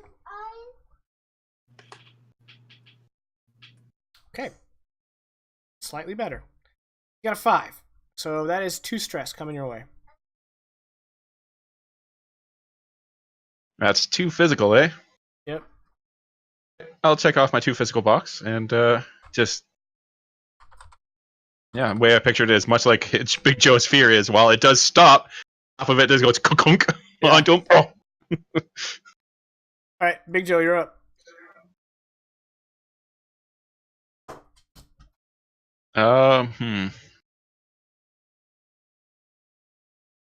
His head, he's just wondering, like, what do I have to do to kill this guy? But with himself cocooned, slightly drowning, he's going to go back to the well that he knows and is going to try and shoot some lightning at him from his mouth. Okay. Not realizing that lightning is not the best against rock types, but whatever. It's not very effective. With a 2. All right, he's going to defend with magic. I got a 9. Like, yeah, just Yeah, so he just like Not very holds effective. out, like the gravel on his chest kind of puffs out and it gets struck by the lightning and just kind of absorbs it. Okay, Bill. I just want to have Big Joe go, can we call this a draw?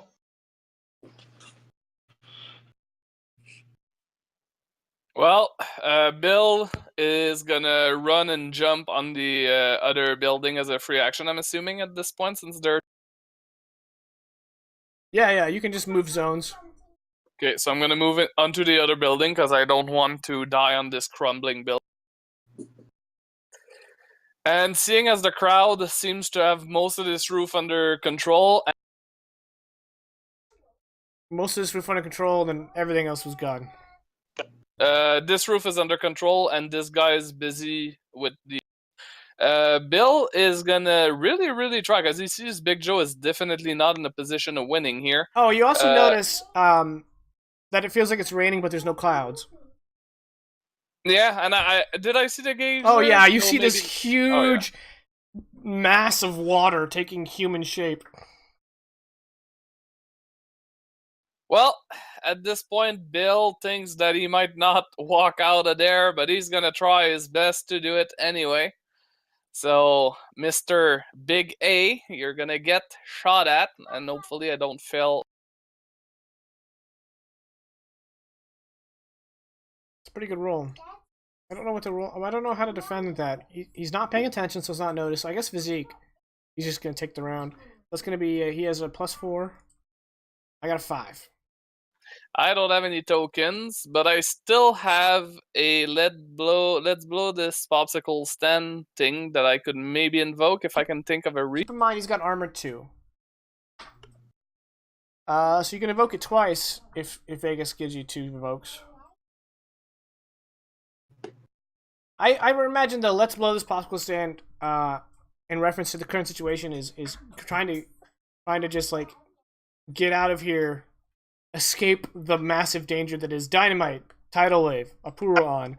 So shooting Right. Aporu'aan to try to help Big Joe makes sense to the let's blow this popsicle stand. Because I think Big Joe's play here would be to bail. Or at least that's what you're hoping he'll do. Yeah. So you So can use if 2 I'm allowed, invocations. if I'm allowed, I would. Alright, so that's going to do a total of 1 stress to him after his armor 2. His 1 stress box is already checked, so he's going to check his 2 stress box. Didn't he get hit by magic afterwards? Oh no, he invoked a bunch of shit. Yeah, You also have a free invoke of your Varkano Bite. you're right. I could try to give him more damage. Okay, in which chance would bark and no bite?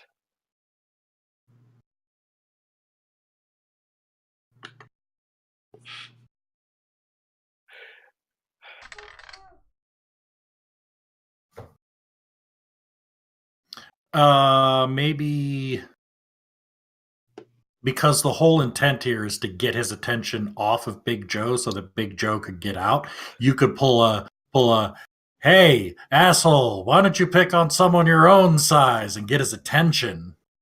Yes, but I'm gonna add a clause on that. It's bark and no bite. Bill hates to get hurt. In this case, he would not do that because it would attract the attention of Mr. A on him.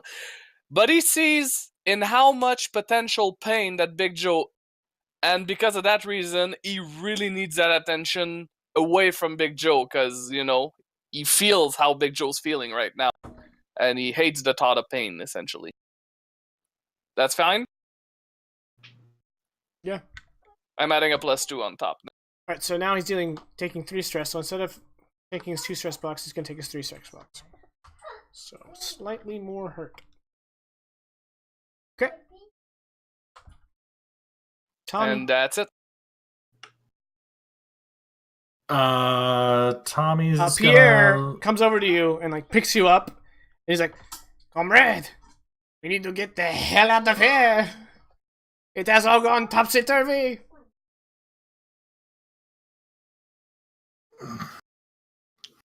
I just had a Hunchback of Notre Dame moment.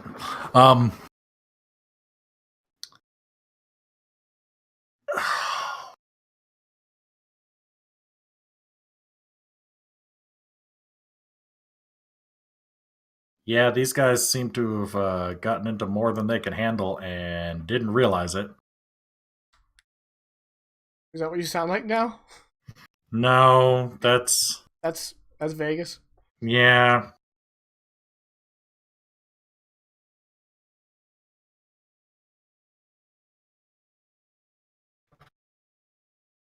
But we can't just leave the high belts behind. Like that's what kind of hero are you? You are right. And I'll kind of brush past him strongly and just book for the other rooftop and cross over to where All right, roll. Bill and Chuck are. Make a rapport test against 3. Rapport? Yep. No, I trick people. I don't actually get them to believe me. Well, Okay, so that's just going to be a straight fudge roll. -3. so that's the opposite of that. So I'm going to go ahead and spend the token and invoke stepping out of Pierre's shadow. Wait, what? Is that a new? No, you copied it over before I had finalized the naming on it. Following Pierre's shadow is actually stepping out of Pierre's shadow? Yes. Okay, I'll change that later. Yeah. So I'm gonna spend that to invoke and re-roll because that's exactly what he's doing right now, is stepping out of Pierre's shadow because Pierre just decided he was gonna beat feet when we still have friends in trouble. So re-roll. That's a 3. You want to use your last let's blow this popsicle stand? Actually, that's kind of in contrast. It's the opposite of what I'm trying to do. So no, right, you I don't. succeed with a cost. Standing up to your hero like that is going to give you one mental stress. Okay. However, as you run across, Pierre runs right behind you. He's like, "You are right. Let's defeat these foul creatures." Right. Is that my action? No, you can take an action. Okay. And then or we can make it that your action, and then have Pierre just end the rest of the D2O here. There we go. Because I inspired him. You inspired him. He just kind of goes ham. Yep. Right, Chuck. I love the mental image of Pierre going ham on. It's just a lot of ha wee wee. It's like Yoda with a lightsaber. Oh. Oui, bonjour à la plage. It's the extent of my French. Okay. Okay. So.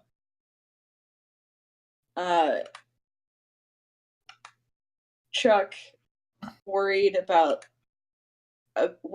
Big Joe, is going to run to the edge of the building and try to provoke Big Joe's assailant, Aporu'aan. And so he's gonna point to the mass of water taking on a humanoid shape, and say, "See now, Oceanus comes for you," and provoke. All right, he's gonna defend with will. He's got a +4 will. Oh, That was your moment. that's okay. I got a 6. Year 2.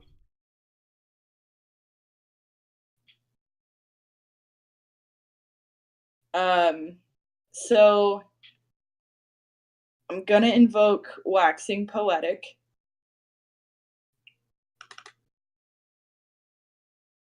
Because obviously Greek classical poetic reference for Yeah. +2, and Nature Scorn for another +2 to match. Okay. So that's gonna give you a boost. You could probably use the last of this Let's Blow This Popsicle Stand in the same vein as Bill. Yeah. I'm trying to get our boy out of there. Okay. So that's gonna inflict 2 mental stress on Aporu'aan.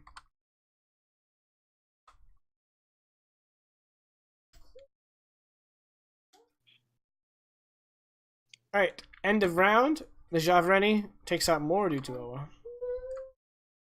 And Nature is going to rear back and then just barrel into the building. And the force of the water just keeps billowing from below as it's kind of pushing into the building, slamming and filling this whole area. So Big Joe, defend against 6 as this whole area is just going underwater. Okay. Still able to use magic? Yep. Sweet. Aporu'aan Once got again, 7. Super. Big Joe is once again going to try to anchor himself, maybe in close up where the water keeps going in, because he's already a little drowned. He doesn't want to be lots of drowned. But with a 1, he's lots of drowned.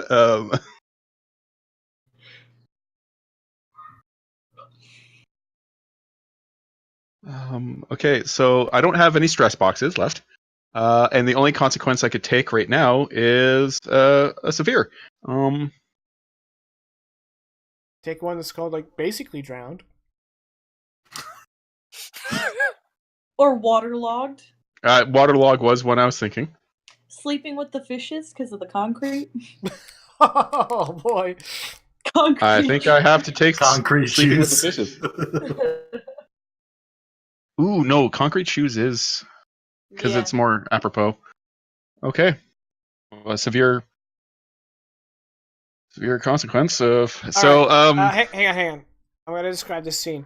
So everyone watches as this just pillar of water smashes in this building, completely floods the open compartment. The open compartment tips over and falls. We get a camera shot of Aporu'aan holding back the water with his magic, going, ah! And Big Joe gets swept out. Just whoosh, he's gone. And the 3 of you run up to the edge, Bill, Chuck, and Tommy. You all run up to the edge of your building, and you watch as the building that Aporu'aan and Big Joe are in buckles and breaks and collapses into the water. And that's, we're gonna call it a night. You're ruining my dramatic moment. I got the beat. Oh, you got the beats, so it's okay. Okay. Yep. So that's where we're going to end tonight's session. Hope everybody had a good time. Indeed. It's becoming 10. Oh, Just a little. Just a little. The next session will likely be our finale. So stay tuned for that, everybody. Spoiler alert. It's called hyping. Next week is Mother's Day. I assume you intend to postpone till the week after Yes, obviously. because of your lovely wife, the mother of your The children. mother of my children, and then my mom And he and totally you her have knew it mom. was that day. And he remembered. Oh yeah, He no, very much totally remembered. knew he it was definitely planned. remembers. I told Molly to say that on stream so I can prove how aware I was of this noble Okay. holiday. Sick recovery, bro. Yeah, so we'll be back.